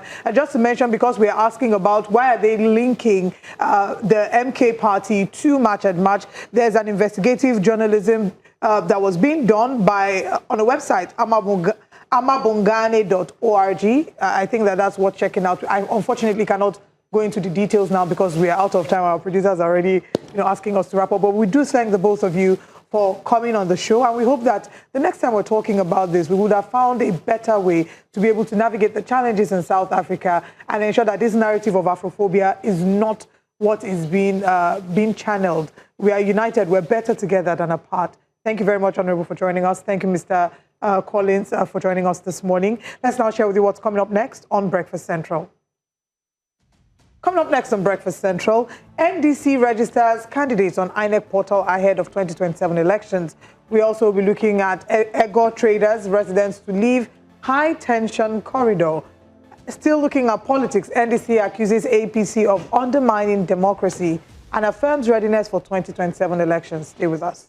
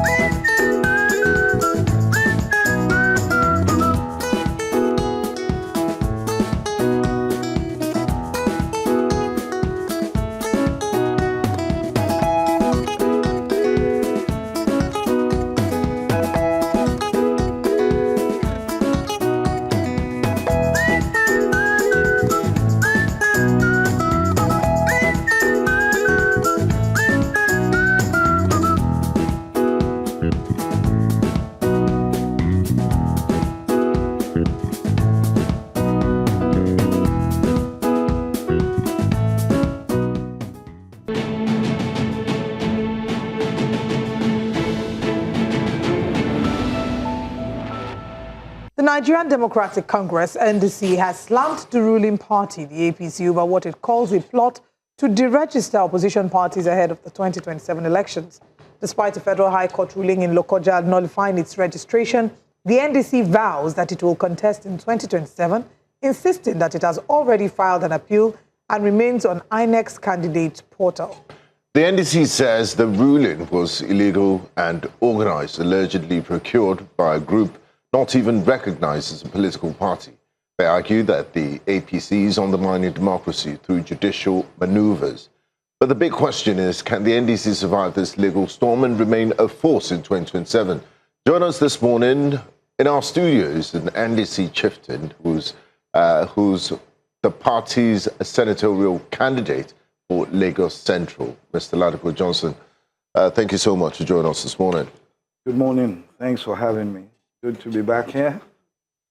I mean, a good place to start with is that statement from the NDC, clearly saying that the APC is responsible for, this set of, this latest court judgment asking for the registration of your party. Do you have evidence to prove that they are responsible, or anything bad that happens in the country we just say is APC? No, I think that we've reached a stage now whereby it has become clear to discerning minds that it seems that the problems we're having in various political parties must be and has been engineered by certain people or people within the ruling party. You look at when things like this happen, you look to see who the beneficiary or who will benefit from such disorganization and the problems that you are getting. And don't forget that we've had problems all through since 2023. A lot of the parties have had problems. One thing or the other, you have people within your party who begin to cause problems. You have problems from the outside. When you settle the party on the inside, then all of a sudden you have problems from the outside. Look, this particular one, Peter Obi and Rabi Musa Kwankwaso moved or joined the NDC on the 3rd of May. The motion for setting aside was filed on the 5th. That's Tuesday, 5th of May, dated the 4th of May. So you had a judgment, I think, was it in December or before December? The year before. And for some reason, you didn't know all that period till May that a party was using a logo that you said you wanted to use, and your registration attempt wasn't in 2025, it was in 2015, 2017. I mean, Wanted to use yeah, exactly, because they were not registered. They're not registered. They're not submitted illegal. it. That's not the issue. They were not registered. You can't submit since 1979 and say that my registration is still pending. And then others can't use it. Oh, you can't. You don't have what we call a copyright over the logo. You don't. If you are the first in line, you have gotten approval, then it's a different thing. But you're not. And then I haven't read the court papers. But my thought would have been that before judgment, when the NDC went and said we've complied with everything, register us, it behoves on INEC. So we have a pending application that the logo is the same. How would the NDC know that someone else had tried to... You don't see the back end. And this logo was not in the INEC. public in 2015, 2016, 2017. I don't think so. It's just when the NDC registered his two fingers in the air that this logo also came out, but in a different outlook. Exactly. It's just a sad thing, sad situation. Now let's talk about the current status of your party with regards to 2027? Because it seems people even forget that there's an election to be won. People are battling court cases, internal battles, and all of that. The jury is out on NDC's primaries. They said in many parts that it wasn't primaries at all, that it was shambolic. In some parts of the East, screening was happening. They were voting around 12 midnight, and there were lots of complaints in different parts.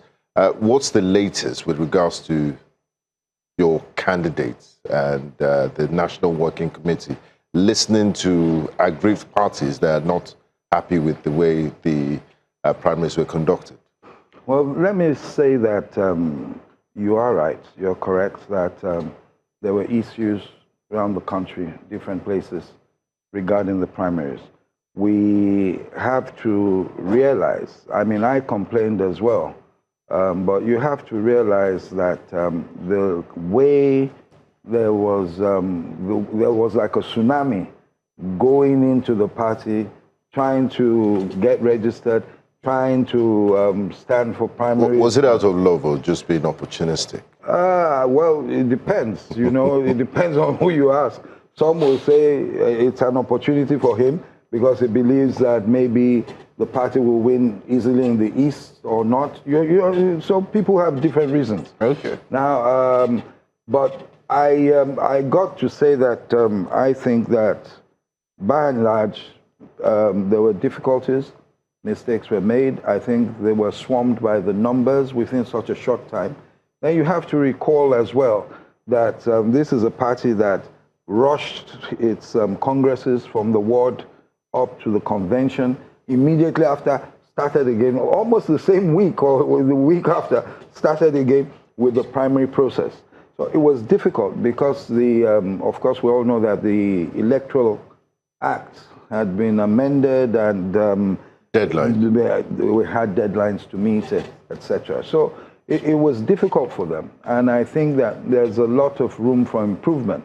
I believe that the party has put together reconciliation committees and everything. And I hope that by and large, those who lost out would... So what names are you going to put on the INEC portal? No, they've sorted out put on names several there. places. Yeah. So would you say that the names that have been put there, and the fact that INEC has granted access to upload these candidate names, does that confirm NDC's legal standing? Yes, the legal standing as at today is that they're still contesting. Because names are being uploaded. They started, I think, yesterday or the day before. They're being uploaded as we speak. So that process is going on. And of course, you know that they filed at the Court of Appeal. I'm confident, by God's grace, that the matter will be sorted out. It made no sense to me, no legal sense to me, what the judge did. Again, the judiciary is in focus, and it's such a shame that we have two of the most important institutions regarding elections that are now under the torch, under the light. You have INEC itself, and the judiciary, which would be the last hope of the common man. All of a sudden, well, it's not all of a sudden, we've had that problem since 2023. It just increases. And I said to someone, I think yesterday or the day before, that I felt really sorry for the Chief Justice of the Federation. I know that several times she's had seminars talking to the judges and what have you. I mean, if you were a judge and someone said to you, please, there was a judgment 6 months ago, I want to set it aside and everything. Even if you want to receive them, to say, let's listen to what you're saying, you would preserve the status quo as that moment. When you look at the balance of convenience, if you're saying to someone, you know that they've conducted congresses, they've conducted a convention, they've conducted primaries, and then you now say, go back to when the party wasn't registered. It's not only, I shouldn't use, I'm a legal practitioner. I shouldn't describe what I want to do. Okay. There's also a big question. The YPP uses a motto, a slogan, service to the people. Okay. The NDC also uses service to the people. Okay. Is that not a conflict? Because the YPP had been in existence. Yes, I agree with you. Before the NDC came. Or is it that the NDC did not do its own due diligence? It's the same thing I'm talking about. That if they brought that to court, even if you say they were registered through court order, you were in court. Why didn't you say it is the I don't want to say INEC, it is the regulator that would say to the judge, well, even if they've met everything else, they should change this aspect.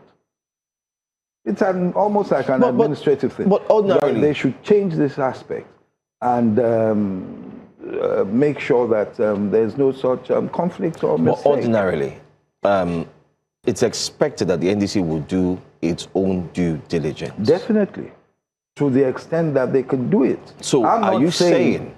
I'm not saying, look, I'm not saying I wasn't involved. Of course, we just joined the NDC. But I am certain that at that stage, those who were in charge of the registration process should have looked at certain things. And if that slipped by, then it slipped by. But it ought not to have slipped by, past them, because the regulator, who was there as well, ought to have said that, no, we have something on file that says this, and it's the same thing, or it sounds similar. It's the same thing when you're trying to form a company, incorporate a company. You hear that the names are similar, this and that is not allowed. So what happened to the regulator at that time? Now, Mr. Johnson, your party is not the only one facing sorts of judicial intimidation and threats of deregistration. It's a new phase we're entering in our democracy that, you paralyze opposition parties before they even get on the ballot.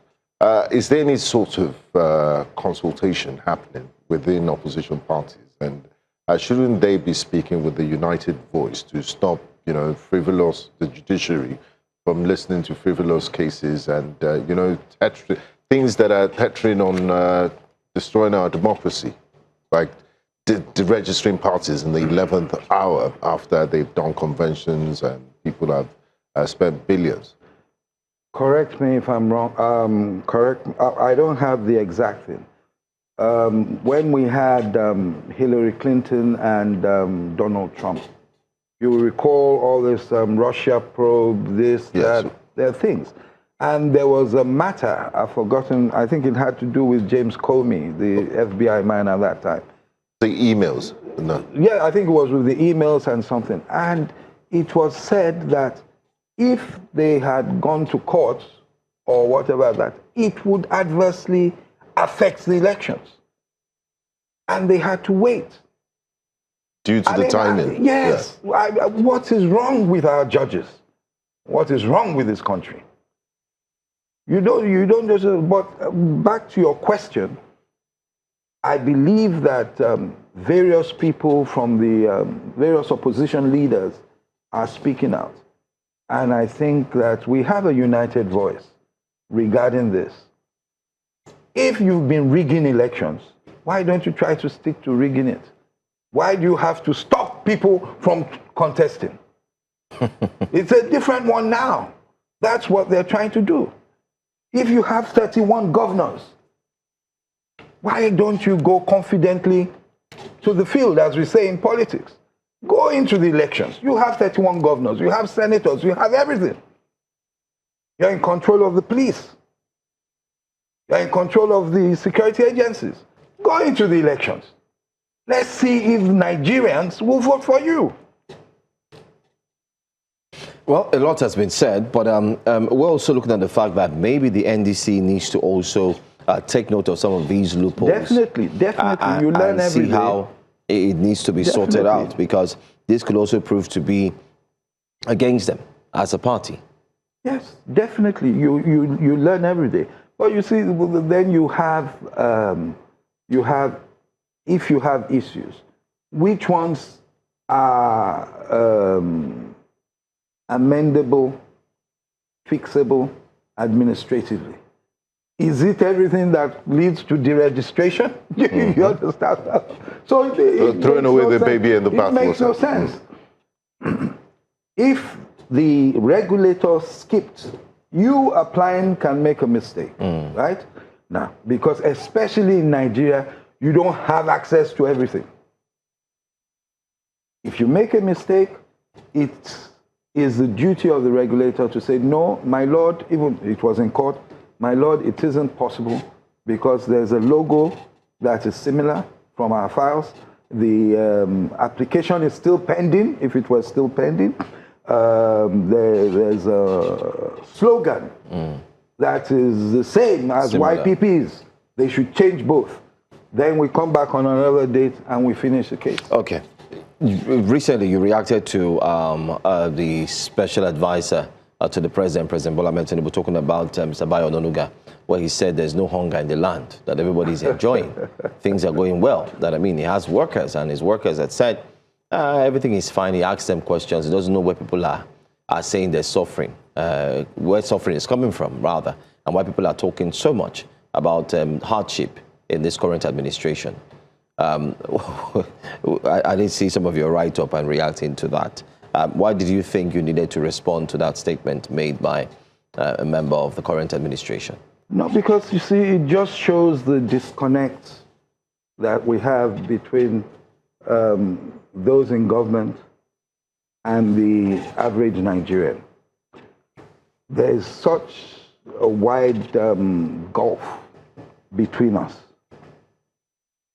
Nigerians, about 60% of Nigerians have fallen into poverty. And you have someone who is the spokesman of the president coming out to say, where is the suffering coming from and what have you. You have to call it up. And of course, my presidential candidate, Peter Obi, raised the issue and said, look at Keir Starmer. Why don't you consider resigning? And you say he's childish for saying that. So you're calling your president childish and inept? Because it's the same thing the president was saying in 2014. Telling Jonathan, yes, telling President Jonathan resign. So Bayo Ononuga said that his own president, his own principal, he was childish at that time. So that was why I wrote, you know, of course you see that I didn't insult anyone. Simple, straight to the point. That when you have criticism, take it as constructive criticism. Anything you say against this government, they come back fighting. They don't come to explain the economics of it. They don't come to say, no, we've heard you, but we'd rather continue with what we're doing. You have to start it with an insult. Now let's talk about the road to 2027, the road ahead. The frontline candidates of your party, Mr. Peter Obi and Rabiu Kwankwaso, did come third and fourth in the last elections, and that's a huge number if you factor in how things play out in this country. But I mean, fortunately or unfortunately, you're going up against an incumbent government who has the resources and state power. And the last time an incumbent lost an election in democratic experience was with a broad-based coalition of opposition parties, a sort of merger. We've seen that the opposition is fractured. There's PRP, there's ADC, and they equally feel, you know, they can go it alone. So how do you intend to defeat the current ruling party and also the angle of the war chest, the political war chest? We saw that play out in the Ekiti state just a few weeks ago during their elections. And it seems that it's a precursor to what we should expect. Money is going to play a big part in the elections. Are you willing to go toe-to-toe with them? Because there are people that don't even want to hear anything. They're like, okay, this party is paying this. It's almost like it's an auction. sadly and unfortunately. Sadly, unfortunately, yes. I believe that there is still an opportunity, and you will see as we get to the elections, maybe by December, January. You know, I'm always predicting when I'm on your show, and I told you something will happen and it's when you were in NMPP, yes. But now I don't know if your predictions will still work. It will work. You wait and see. Yeah. Okay. When the campaigns begin in in August, people are allowed to go out there. We meet the people. We talk. By November, December, most of the opposition parties would realize which party is actually the lead opposition party, which candidate is wanted, maybe on average, by most Nigerians. By that time, it is possible, and it will happen, that you see one or two others saying, okay, we align ourselves. My supporters, please vote for this particular person. You see, it's very key that it is that way now. Because as we speak, and as you've seen, we do not know which of them will survive. If they were all in one basket, then one court ruling, quarter to elections, would be enough to take everyone out. And that brings us to our next guest, because you're talking, I'm glad you're also a legal practitioner. We have legal practitioner Mr. Liberos Oshoma joining us on the via video conferencing to talk about the growing use of litigation in political contest. Warm welcome to you, Mr. Oshoma, and thanks for joining us.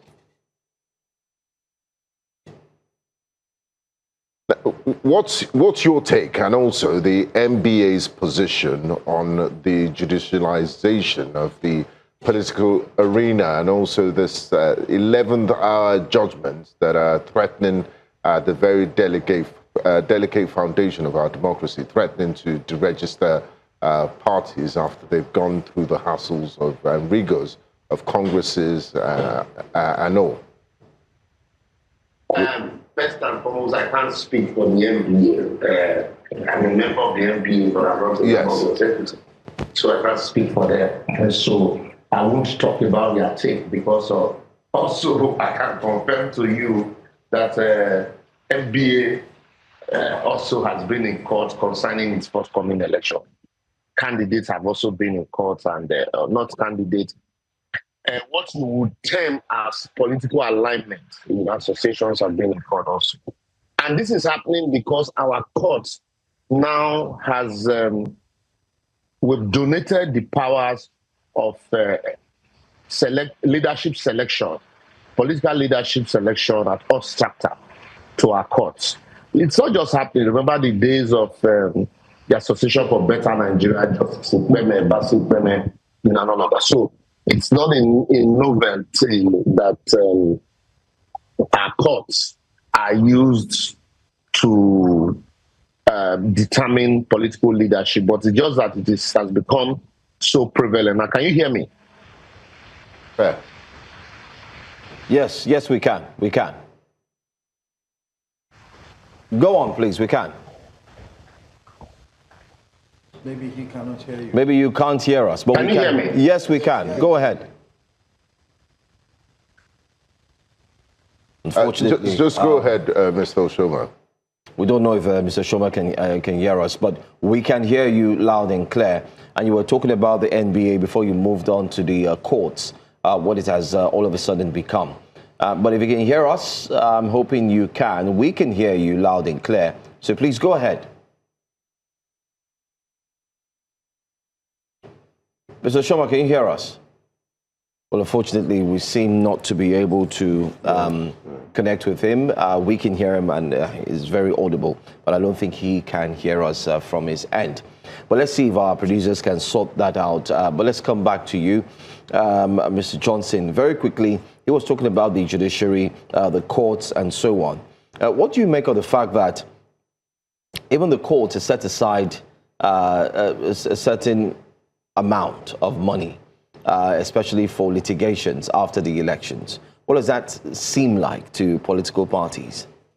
Well, it's the court is anticipating, or the judiciary is anticipating that there will be loads and loads of litigation after the 2027 elections, or leading up to the elections and after the elections. Of course, what he was saying is right.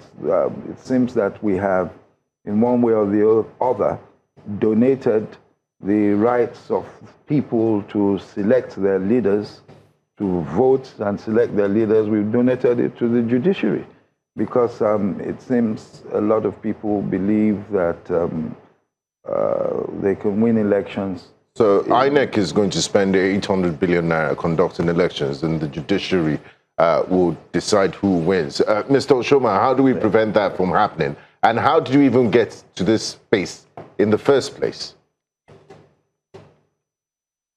From happening for as long as we keep believing that even the supporters, imagine a situation after election and you decide you opt not to go to court.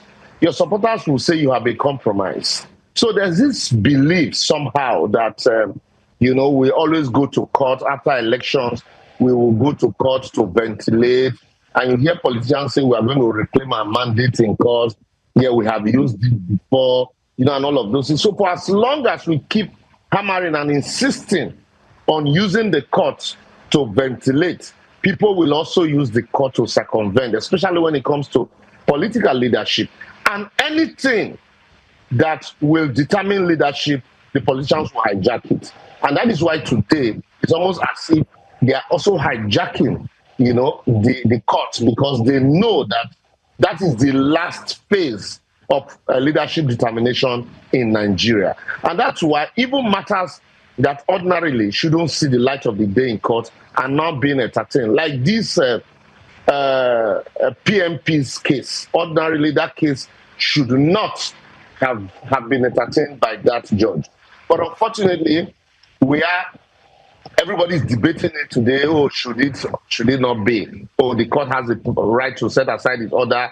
The court does not have a right to set aside its order and all of that. But we forget that there are laid down principles under which a court can actually set aside its order. And this particular matter did not meet the threshold of those laid down principles. To look into, but before I come back to the studio, I was also looking at your explanation on the NDC issue. The spokesperson here and also a member of the NDC has highlighted why it's a grave concern for politicians, for Nigerians, and also those who are interested in 2027. What's your take on that? A logo pointing its two fingers up in the air, and one who said, I had that same logo some years ago, comes back to the court to say, listen, I want you to deregister NDC. And then also, like I've asked Mr. Ladipo, the motto, service to the people, is also a similar motto being used by another party, YPP. As a legal practitioner, what does this portend for the political party, the NDC? Because you're a neutral person standing here. Yeah, first and foremost, all of this is happening because we have turned political parties to vehicles that we can purchase, like Tukumbo vehicles you can purchase and use. And then when you get to where you are going to discard it, there are no ideological leaning or base to those political parties.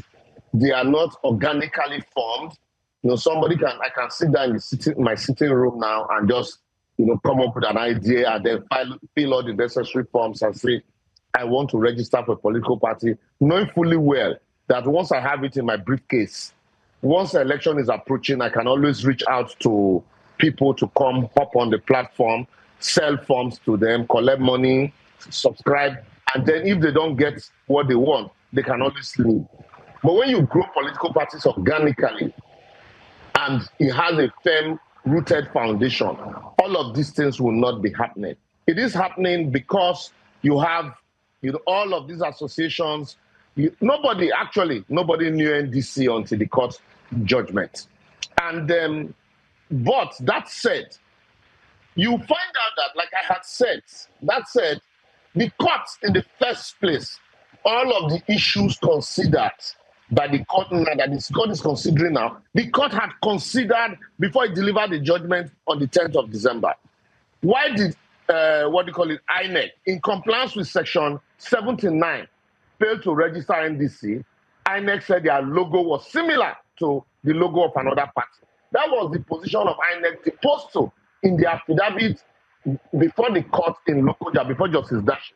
Justice Dashi had considered that issue before he asked INEC to go ahead and register the political party.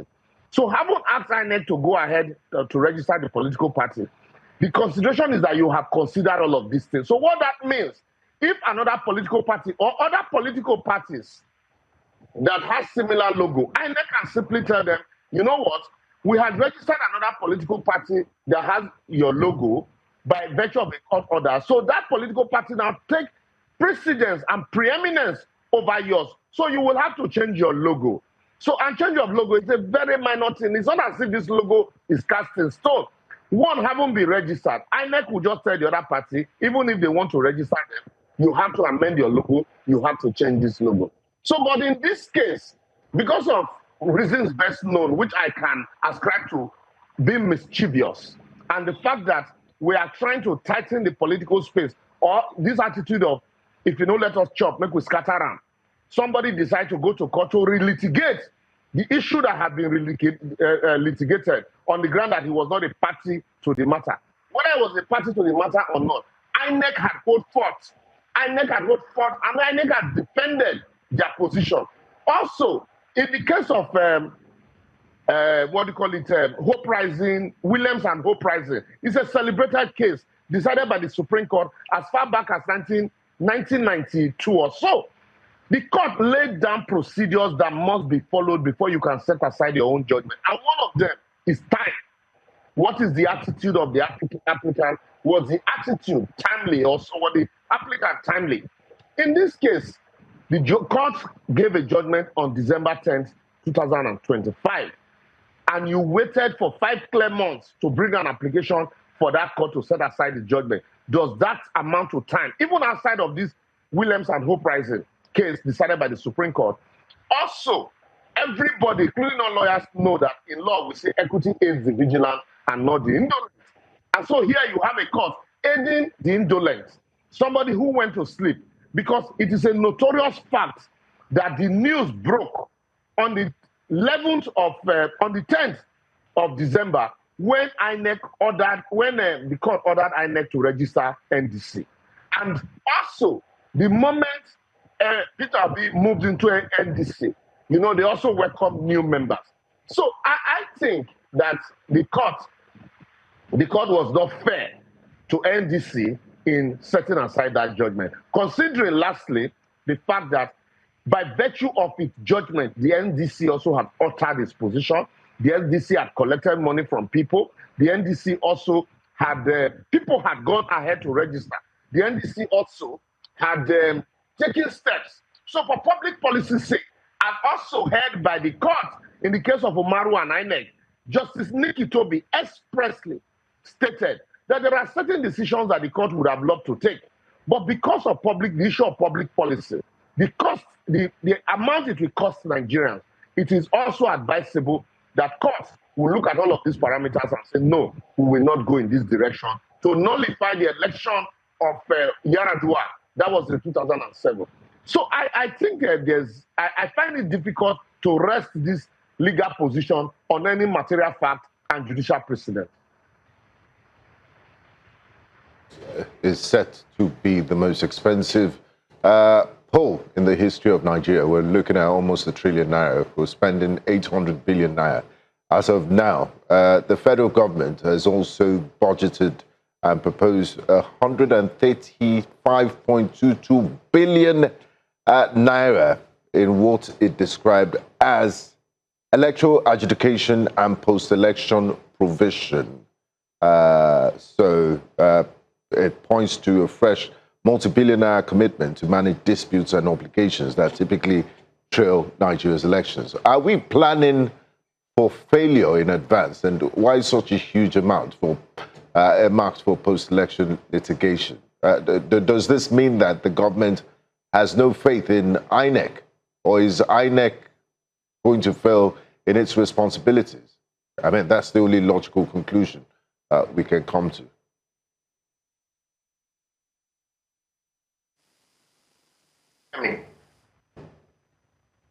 Can you hear me? Yes, we can hear you. Okay, I must say this. The people themselves do not have faith in INEC. The government understands this. And you hear in the last election, there was this new slogan, go to court. And I think somebody somewhere said, when you hear people say go to court, it's either, when you hear a thief say go to court, it's either is the judge or his relative is the judge. And it is an old, age-long balance by, mischievous balance by some people would say, if you cannot employ a lawyer that knows the law, employ one that knows the judge. So what is happening here is that the people themselves don't have faith in the institution that will conduct the election. Because right from time, as far back as 2007, a president who won an election on the podium of his, or during his inauguration said that the election that brought him to office were largely flawed. And so to that extent, there was need to reform the institution of INEC. And that led to the formation of the waste panel that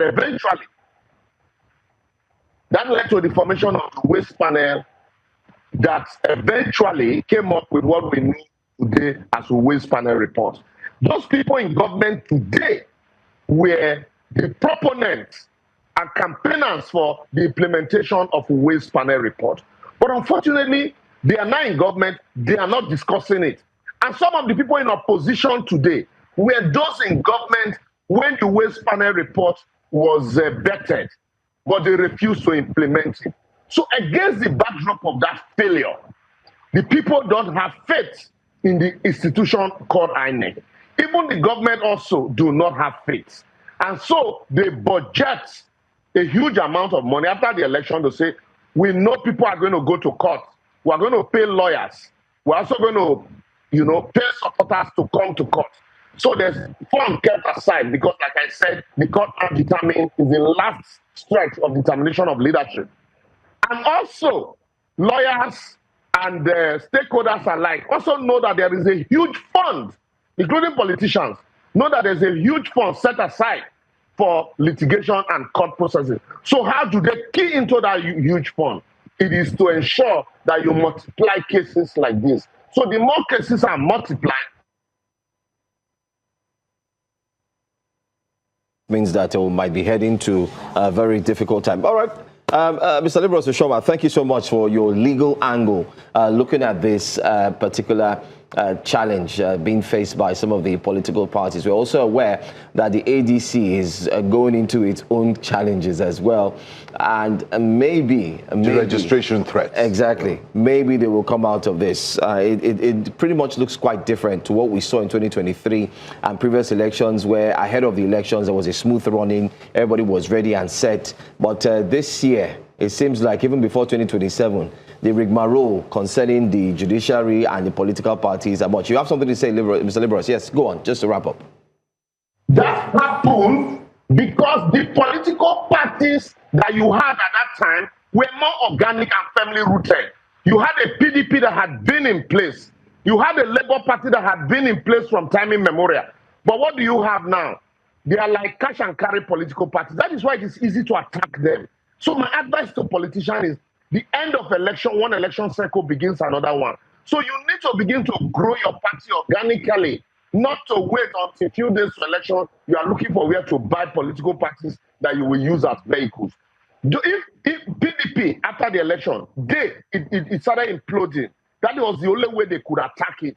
The Labour Party also started imploding from within. That's the only way they could attack it. But for all of these fringe parties that were, pretenders, it is easy to attack their root because they don't have firm root. That's why. I'm sorry, I needed to interject. Let's wrap things up in the studio. Mr. Ladipo Johnson, final take on, what he said. Maybe being firmly rooted would be the key. May I just say that the PDP was firmly rooted.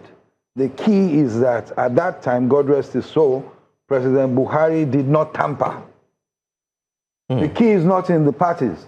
It's in the people or the person running the country, showing leadership.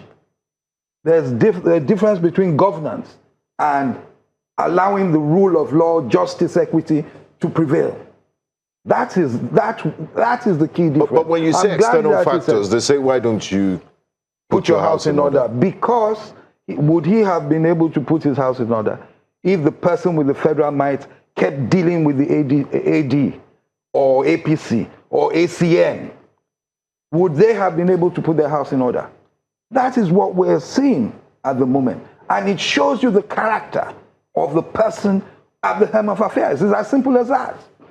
So it isn't with any fringe party. No. He has a point, but it's not with the parties. Look, that the example you need is how we all know what happened to the PDP. They say politics is a game of chess, that you're supposed to attack your opponents at their weakest. No, you see, that's why we have democracy. It's not a tea party. That's why we have democracy. You understand?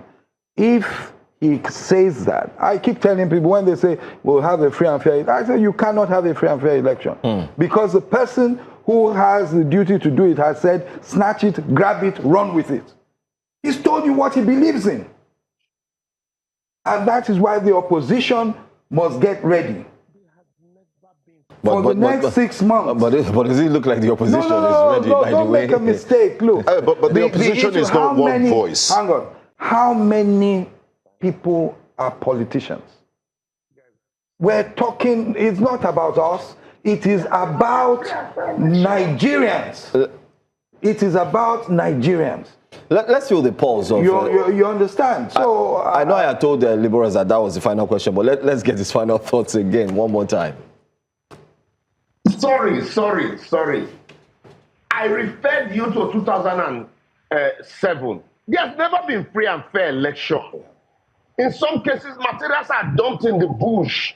Also, the APC at formation was attacked by PDP. You remember, close to your office there, when DSS raided the office of the APC during formation and claimed that they were printing ballot papers and the voters' cards. Every party in office, I know that for this one, the impunity has been extended, but you must prepare for such eventuality, for such attack. Because in Nigeria, political leadership is like a war. Obasanjo once told us that it was a do-or-die affair. If wasn't a do-or-die, if they don't take it like a war, will it tell you that it was a do-or-die affair? So it is not an excuse to say that it is because of the person there. Okay, understanding the person there and the way the election went, do you just decide not to put your house in order? Like Benga said, you prepare like somebody who is going to war. The political parties gave room for all of this. When you go to court or get court orders and the rest, you expect that somebody also will do that to you. That's what I'm saying. You should be prepared ab initio. Election in Nigeria has never been free and fair. It has always been war for them. always been war. Yeah. Thank you so much, Mr. Sharma. Thank you so much, Mr. Johnson, for being here in the studio. Very interesting conversation. I cannot wait to see what will turn out to become the reality, especially seeing a lot of court injunctions, cases fly here and there. Hopefully, the NDC, now that you've It would also be nice for the Nigerian Judicial Council to step in and, set its erring judges and, let them know why they're there in the first place. Because if things are going against precedent and the text of the law, then it means there's a problem somewhere. But thank you very much, Mr. Johnson and Mr. Liberos Shoma, as always. Thank you very much for having us. Thank you. We'll go on a quick break. Yes, we've gone on a quick break, and when we return, it will be time to take breakfast headlines. Stay with us. We'll be right back.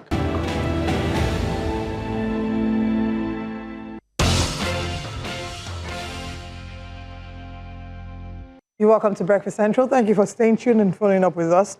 It's now time for us to review the front pages of the papers. Joining us is public affairs analyst Sheson Okwade. Good morning and thank you. Chartered accountant Good morning, don't forget. Chartered accountant, golfer. And member of the Chartered Institute of Taxation of Nigeria. Everything. Taxman. Yes, your best and a great man. I need to Can't you know there are some names that... I need to... Today was the deadline. Was it the deadline? Yesterday. It was yesterday. 12 midnight. June 30th. But the website was not working. It was hanging. And you are supposed to do it. You are not why is supposed it to hanging? wait till the 11th hour. Why do you have to wait It's called till a the 11th deadline hour? for a reason. Yeah, 12 midnight. It's hanging. Why was it hanging from 7 p.m.? Just give us the pictorial evidence that it was hanging. I have The screenshots. There was screenshots. I have screen recording. Okay, then we'll give you on our own part that it was not hanging. It was hanging. No, it was It should be hanging. your network. Then you want to know. It's raining now, But so you know we it was know hanging. what But the do you network believe looks when like. INEC said they had glitch? Huh? But you believe when I said they had glitch. You did not say... All of us, they get glitch now. So it was hanging. We'll take this outside. Great to have you, Mr. Muhammed. No, we'll have to take it outside. I will not agree. Then let's start with punch. Let's go to the punch newspaper. Punch it. Let's punch you with the punch. They said Mr. President is the reformer in chief. They first started with the national anthem. We went back to the old one. They've also touched NYSC. Camp will now be 6 weeks and it's going to be less militaristic. And now the latest is FG to scrap GSS, SSS structure. Over 20 million dropouts. I would like us to get into the details of that later and the modalities because I'm not understanding from this angle. But Borno abductions. Parents list 36 missing children as youth protest. A sad one there. NDC uploads Obi Dixon as INEC restored portal access. Wabara Board of Trustees seek INEC recognition for Turaki PDP. So there's still a battle over the leadership of the People's Democratic Party. And the headline screaming there, Nigerian embassy packed, 269 returned as South Africa protests rise. The writer says, fear hunger as Nigerians take shelter in embassy, churches. Returnees arrive Lagos. Federal government insists evacuation ongoing amidst anti-migrant protest. Nigerians in South Africa, ex-envoy push for diplomatic dialogue. We did try to dialogue with a member of parliament this morning, MK, and that didn't really go far. But I guess from the government level, they might find a middle ground. Discos earn 801 billion naira despite persistent blackouts. How did they earn it? That's the question. Marketers reject fuel pricing curbs, and threaten to shut down. Do not tell us about Strait of Hormuz or global price of crude oil. We will sell it at the price we want to sell it. And if you push too hard, we'll shut down. You even have petrol in the first place. So that's what's happening there. 79,323 killed, 34,773 abducted in Nigeria in 6 years. This now leads me to the big story that we're going to talk about. It's not the big story on the paper. It's a story that occupies, if you look at it, insecurity, which is bedeviling us as a nation, occupies just that small bottom corner at the right. And Look the at the small bottom numbers. corner at the left.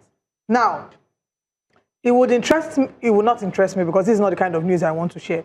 There was another attack in Borno on Monday.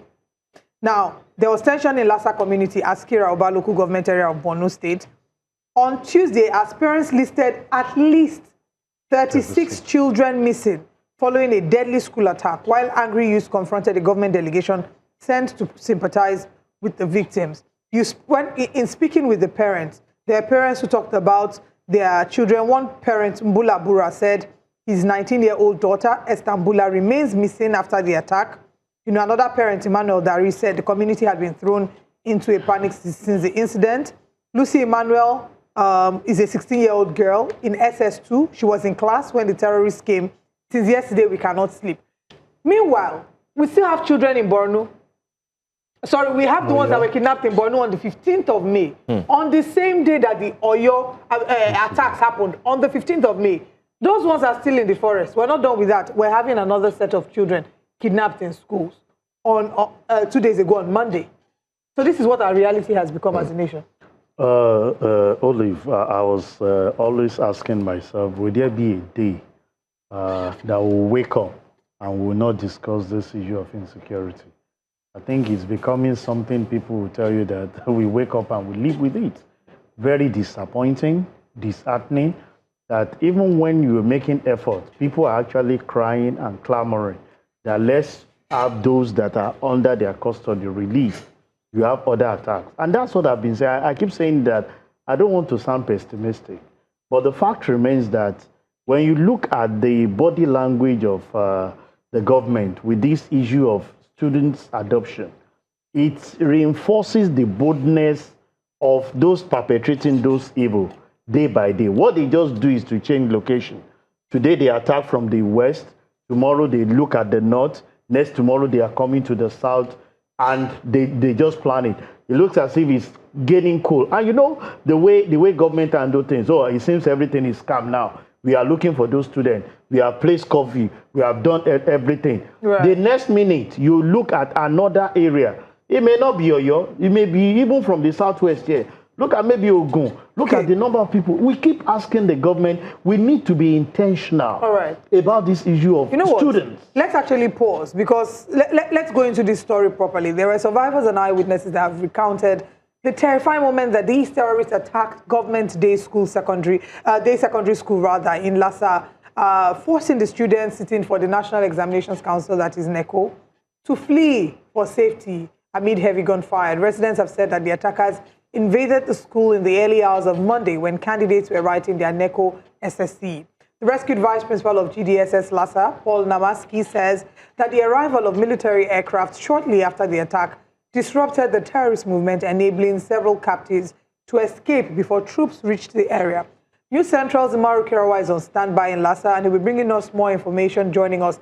Umaru Kirawa, it's sad again that we have to be talking about the state of insecurity, the kidnaps in Borno State. But talk to us about what exactly happened and what information you've been able to gather on ground. Well, the situation is a very unfortunate one. And yes, some of the families were abducted, some have been rescued, and families are still appealing to the Nigerian authorities to ensure they facilitate the safe return of some of the remaining students, and of course the teacher that is still in captivity with the terrorists. And presently, if you can see behind me, notice that we are at the Federal Medical Center, Mumbi, where one of the severely injured teacher is receiving a treatment at the intensive care unit of the hospital, and the state government officials are also here with the Nigerian Union of Teachers alongside others to sympathize and of course offer some financial support to the families. However, we have the medical director of the Federal Medical Center, Mubi, who will be speaking with him to find out the state of the patient now. So first, self-introduction.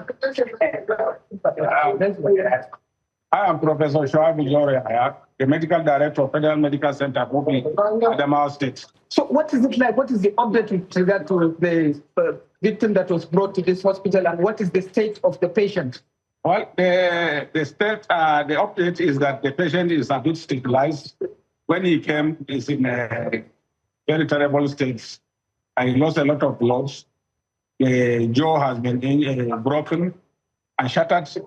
But somehow we are lucky that we have senior surgical and orthopedic patients and doctors who manage his condition. As of today, he is stable. He can respond to some of the communications that we ask for greetings, so on. He's stable for now. Okay, are there challenges that the patient is facing presently? The challenges is to the future management. The future management needs specialized maxillofacial care, which we don't have here. That is the major future management. And the fact that he's stabilized, we intend to refer him to a place that he will enjoy that.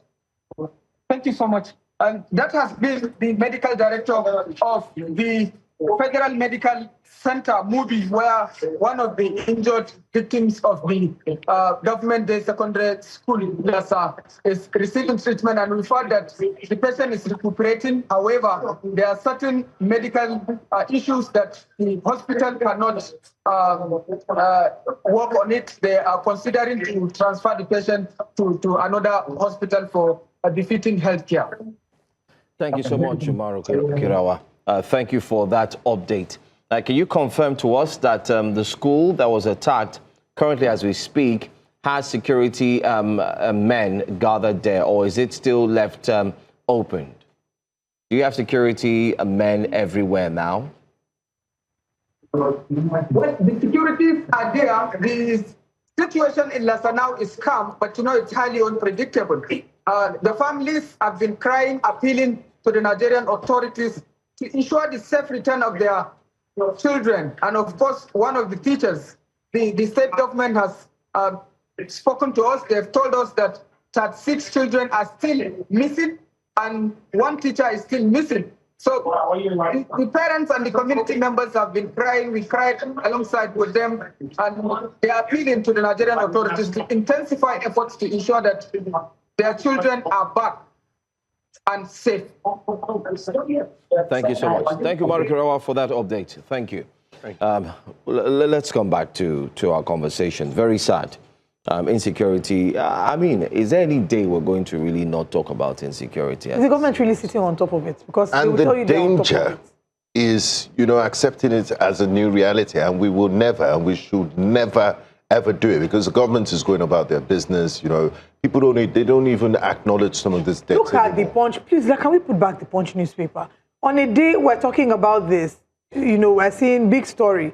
Yesterday was when the parents, shared the big story. Yes, this one is important. But do we see the little corner there that we put the story about insecurity? Yeah, Olive, it speaks volume how sensitive. Well, people will tell you that government do not own the newspaper, so they consider the priority news. Of all this news, we decided to pick on security because we feel that it's key. We're talking about lives of younger children. And the most disappointing thing in this issue is that the other party seems to be winning the war. Because there are students, there are children now that, ordinarily, if you are growing up, you don't want to go to school. Now you are hearing stories that people are going to school and they are not returning. They are kidnapping them. That's enough room to tell you that even when your parents are encouraging you to say, you need to have a good education, that is the legacy I want to leave, and every other thing, the children are very reluctant in approaching school because they don't want to experience this. What is the fate of those that were actually captured as we speak? It's over 40 something. 48 days. Today. 48 days going to 50 days. And my concern is that we have children of 2 years, 3 years old. How are they and if exposed to the elements. Some of these children, they feel comfortable with their parents. They run after you, they want to play with you, and here they are in the hands of stranger that does not even care about them. So I've actually been telling myself that those children of 2, 3, 4, are you sure we can get them back alive? With the situation, they've been in the rain, in the sun. You're talking of the bush. Those people, even those of us in Lagos that we are not in the bush, like we said the other time I traveled, I can imagine the weather, how cold it was while we traveled the other time. And I imagine if you are far in the bush, where there are no houses, there is no exchange, no shelter, nothing, and you're exposing those children for 48 days. It's quite hard. I should have to imagine what they're doing to the women there. What they're eating. Even in this one, there were reports that there were killings that had happened in this one, that 2 of their teachers, were killed from the reports that we're hearing there. And doesn't it also show, I mean, you still had terrorists who had gone to Hajj. Yes. And then the Minister of Interior said they were arrested. About 5 of them coming back. If 5 of them, that I looked at this NIMC Act that has just been signed to look at the safe landing. Effectiveness. The and effectiveness. And so if they have actually been captured as we speak, what is the position of thing with them? Nobody is hearing anything. about someone, and that is the major problem. You will hear the beginning of the story, and a lot of people will tell you it's better you don't even say it, because as we speak, you see that we should be talking about, you know, open killing, the way they are killing our people. They should have, if you have confirmed, but I know that the story will be that they are still suspected. Why did they go to press with that news then? But Benga, we all know that that's the story we always have. You go to the press, give those news, even when it comes to corruption, and come back and start investigating. And if care is not taken, the person you accuse might even win the case. These are the major problems. Of course, these are major problems that we have, because if indeed we've actually had a handful of some of them who you called their leaders, they didn't say they are just mere kidnappers, because we even in your state, I'm sure you are aware that children don't want to go to school. A lot of places in the suburb, they've actually shut down the schools. Even if government do not ask them to shut down, nobody is out there to release their children, because they are not attacking the houses again. And what keeps coming to mind is that when they do not have people to kidnap again in school and see everybody stay indoor, then you go again. I think we are overstretching even the security personnel running from here to the other side without we addressing this issue. The other time, Benga was just sharing with me that my last trip, did you go by road? And I asked, how do you want to do it? Businesses are even suffering. So you want to fly to a particular location where you can go by road and spend about 400 and something thousand. Quite expensive. Who bear the cost? God help you. The business you're actually going up do not materialize, and you've expended close to 801 million. Where do you bear some of those things? So you discover that this security, a lot of us are keep saying that it's entwined with our economy. If we are not secure, there is nowhere prosperity can actually come in. There are more investors. The investors are coming in. That the investment profile is peaking. If the investment profile is peaking, we should have the impact, even in some of the things. If investment, how many investors do we have in the oil and gas? You just read the headline where the marketers are telling you whether the Strait of Hormuz is released or not, or the agreement. You know, concern now, waiting, we go sell. We go. So if you have more people, you know the way it goes. When you have more people in a particular business, Dangote can call their bluff at that particular time. But as it is, it seems it is boxed to the corner and he's just looking what can he, because I keep asking myself, if the price of crude oil has reduced drastically, we should have the impact of possibly having fuel being bought less than 1,000. But what we see is that between 1,000... The marketers said they will determine what they want to sell. And we have government that is actually looking at them. You can imagine that impact on businesses. As far as power is supplied, power is not available. It's not. The flooding has made Lagos is experiencing darkness in parts. In fact, the flooding is not an area where you need to go. They should even bring lights, because, I mean, for safety reasons, you don't even put on light at this point in time, because you can't guarantee. Most areas are flooded, and you just want to tap anything. The wires are there. You can electrocute anybody. So even availing the supply is a different thing, except areas where, and I think, I keep asking myself, this flooding of a thing. Sunday, I had to leave mainland for island. Joe, sincerely speaking on the national TV, I didn't come back home with my car.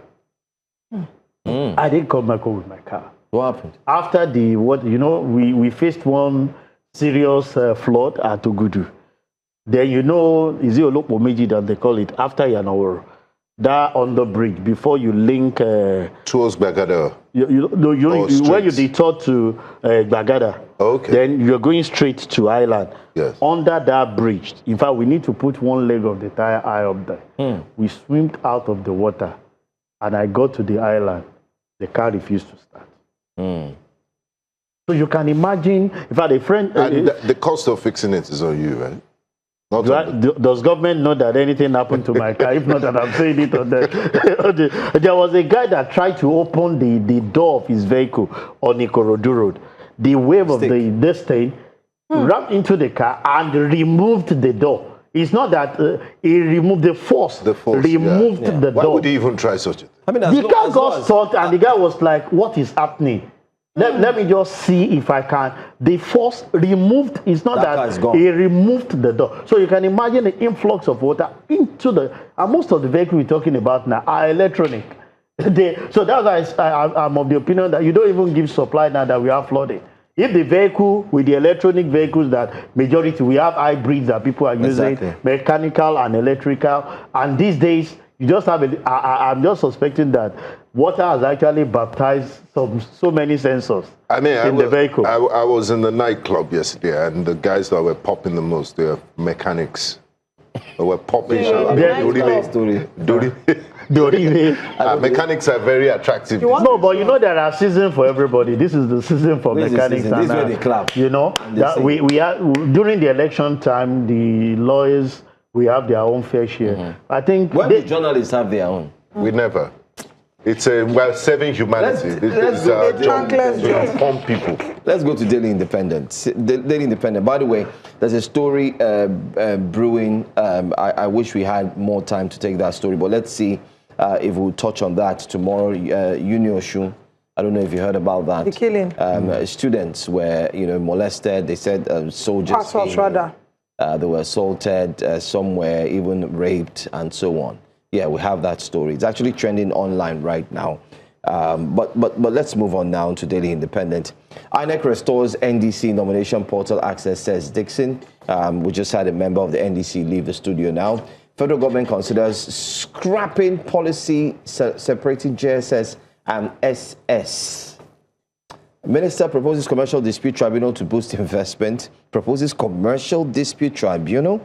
Peter Obi demands INEC publish academic credentials of candidates. 400 million bribery allegation. Atiku demands proof of Gbajabia Mila. Let's talk about that. That story has been tried. I don't know if you know about it though. But yeah, I read about it. I heard about it, and I asked myself the question that I think the issue even started from the chief of staff. He raised the alarm, and it seems that he's getting back, I think, with those guys now bringing receipts, unfolding and unleashing certain things within the scope. And you've seen across the social media, and even in terms of discussion, people telling you that a lot of that are actually happening, that this administration takes their eyes off it. In our country, when issues like this are raised, even when they say this are alleged, nobody will question you. You will definitely finish this tenure. Nobody will ask question of whatever that is going to happen. He's not going to lose his job. If care is not taken, if there's another juicy appointment in things to come. A lot of us, we've asked. We heard about the allegation against Beta Edu. I'm sure nobody is discussing that issue any longer. It has come and gone. We've moved on. And we've moved on. We've been asking here, though. We have been asking here on Breakfast. I do ask myself, and people said that what did Beta do for you as an individual? But I keep saying that it's people's fund. In fact, my concern is because it concerns humanitarian affairs, and she was that ministry was set up. This flooding people are going through now. Yeah, they are part of the things that they were supposed to actually take care of. So that's my concern. If it has to do with maybe other ministry, I might just keep calm. But when it comes to humanitarian affairs, where you set up, that ministry was not there when people like us were growing up. It's a new ministry that was actually set up to take care of the needs of the less privileged. And here we are, people are going into those ministries without any questioning of how misappropriation of funds are actually being done. I keep telling every individual that care to listen that when you talk that Nigerian lacks funds, it's not that we have enough money. The problem we have is that the leaders are not intentional in making sure that an average citizen enjoy the largesse that God has blessed this nation of. We have issue of crude oil theft that nobody is actually asking question, putting pressure. Nobody is actually looking at how can we resuscitate our refineries in such a way that we can have more supply pumping into the system. Education sector keeps collapsing. You can imagine as we speak, today they are supposed to have basic education even in Lagos State, but because of the flooding, so that there won't be a double standard. You see some schools, they said they are postponing it. How do you put a student who has prepared before today? This thing is psyche. You are just prepared that you want to go for exam, and those things are not just happening And we're to already be postponed to complaining another about thing. 20 million out of school kids. It's unfortunate. With this, if we do our statistics, I'm sure that number is going to increase, because a lot of people are not just, the parents are not ready to yield their children to go to school because they can't guarantee their safety, and the children themselves now it's like you are helping the situation by making they don't even need to cry. You don't say, "Mommy, do you want me to go and not come back?" Because that you know these children that we have now, they can give it back to you without looking at your face, and you are even putting so much pressure. Where we have schools operating now, schools now have to provide extra security, which is at extra cost. So what now happened at that particular thing is that those costs will not be borne by the school. They will still transfer it to the parents that will pay some of those things. Even with the economy that people are actually, crying day by day. I feel government needs to be intentional about this issue of security. I want to wake up one day and just hear that all the discussion, nothing has to do with level of insecurity, but it's becoming a daily affair. And it's really not too good for us. Let's take this call. We have a caller. Hello, good morning. Good morning, sir. Good morning. Thanks for calling, Alhaji Hassan. Thank you very much. I want the issue of insecurity. Since the day it becomes a national fight, people never want country. And if you look at the pattern, miners are in the form of mining party court. And Unfortunately, Alhaji Hassan, we cannot hear you clearly. We wish you can drop the call and try to call back again. I just want to take one last story before, others. We have that story on Daily Independent. Army probes assault of Uni Osun students by soldiers.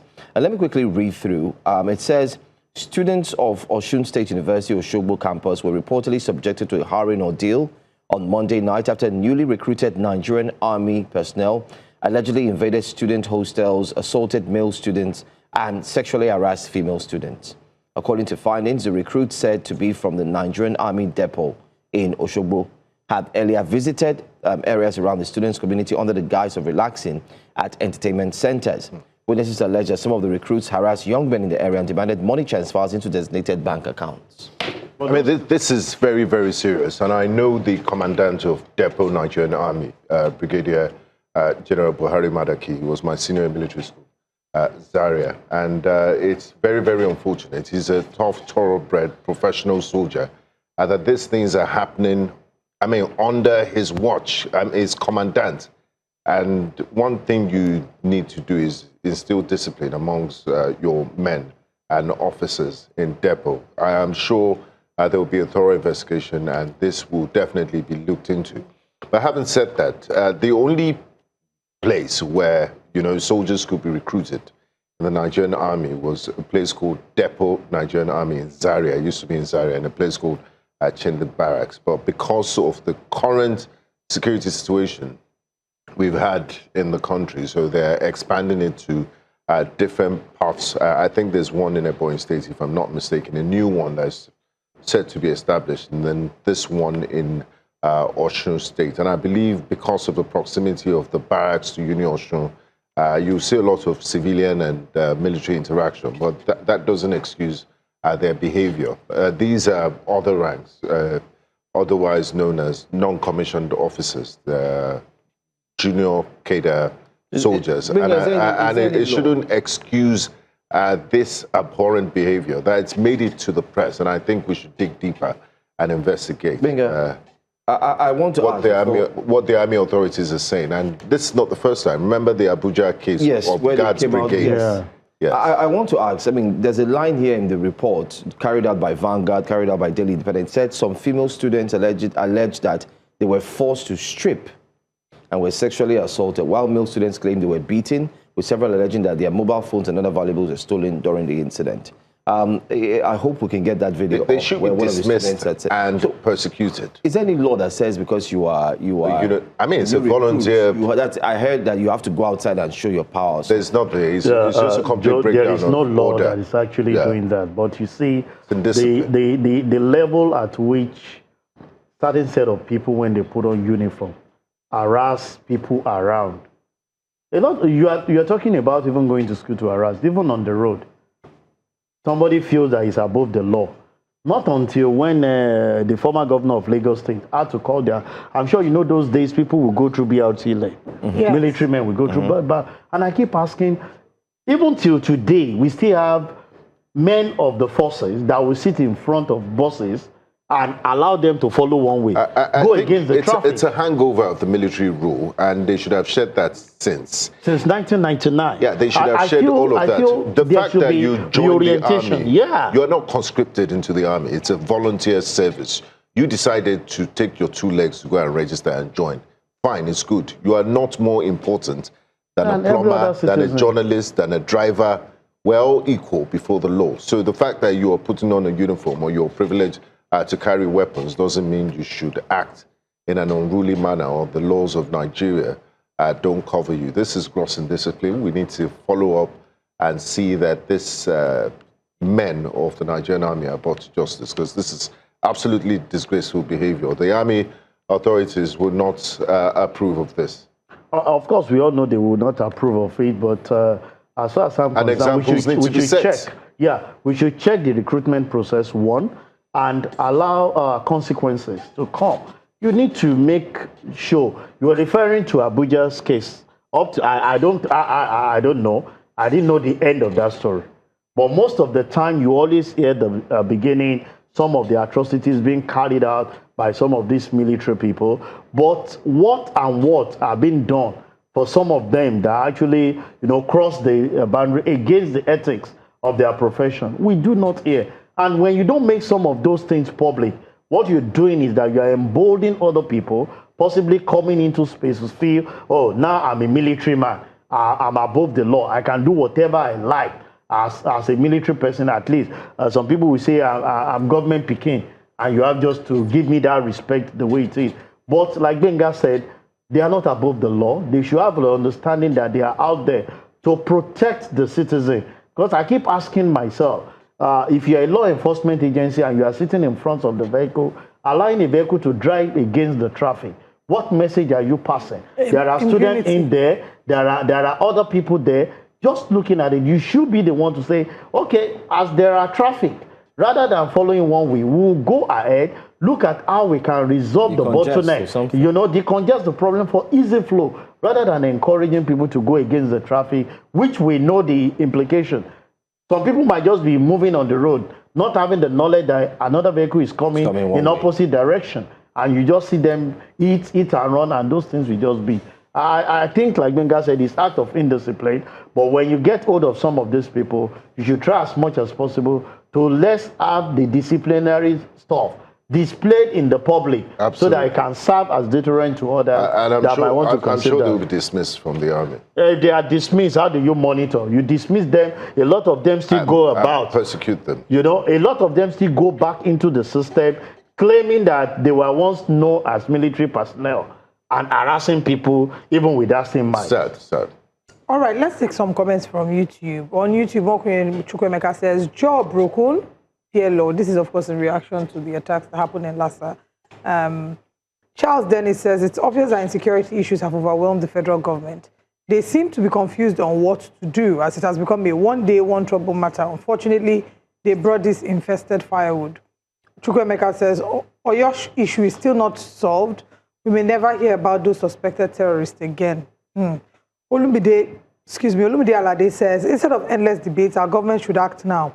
If necessary, seek support from allies like the USA, UK, France, and others to help flush these criminals out of their forests.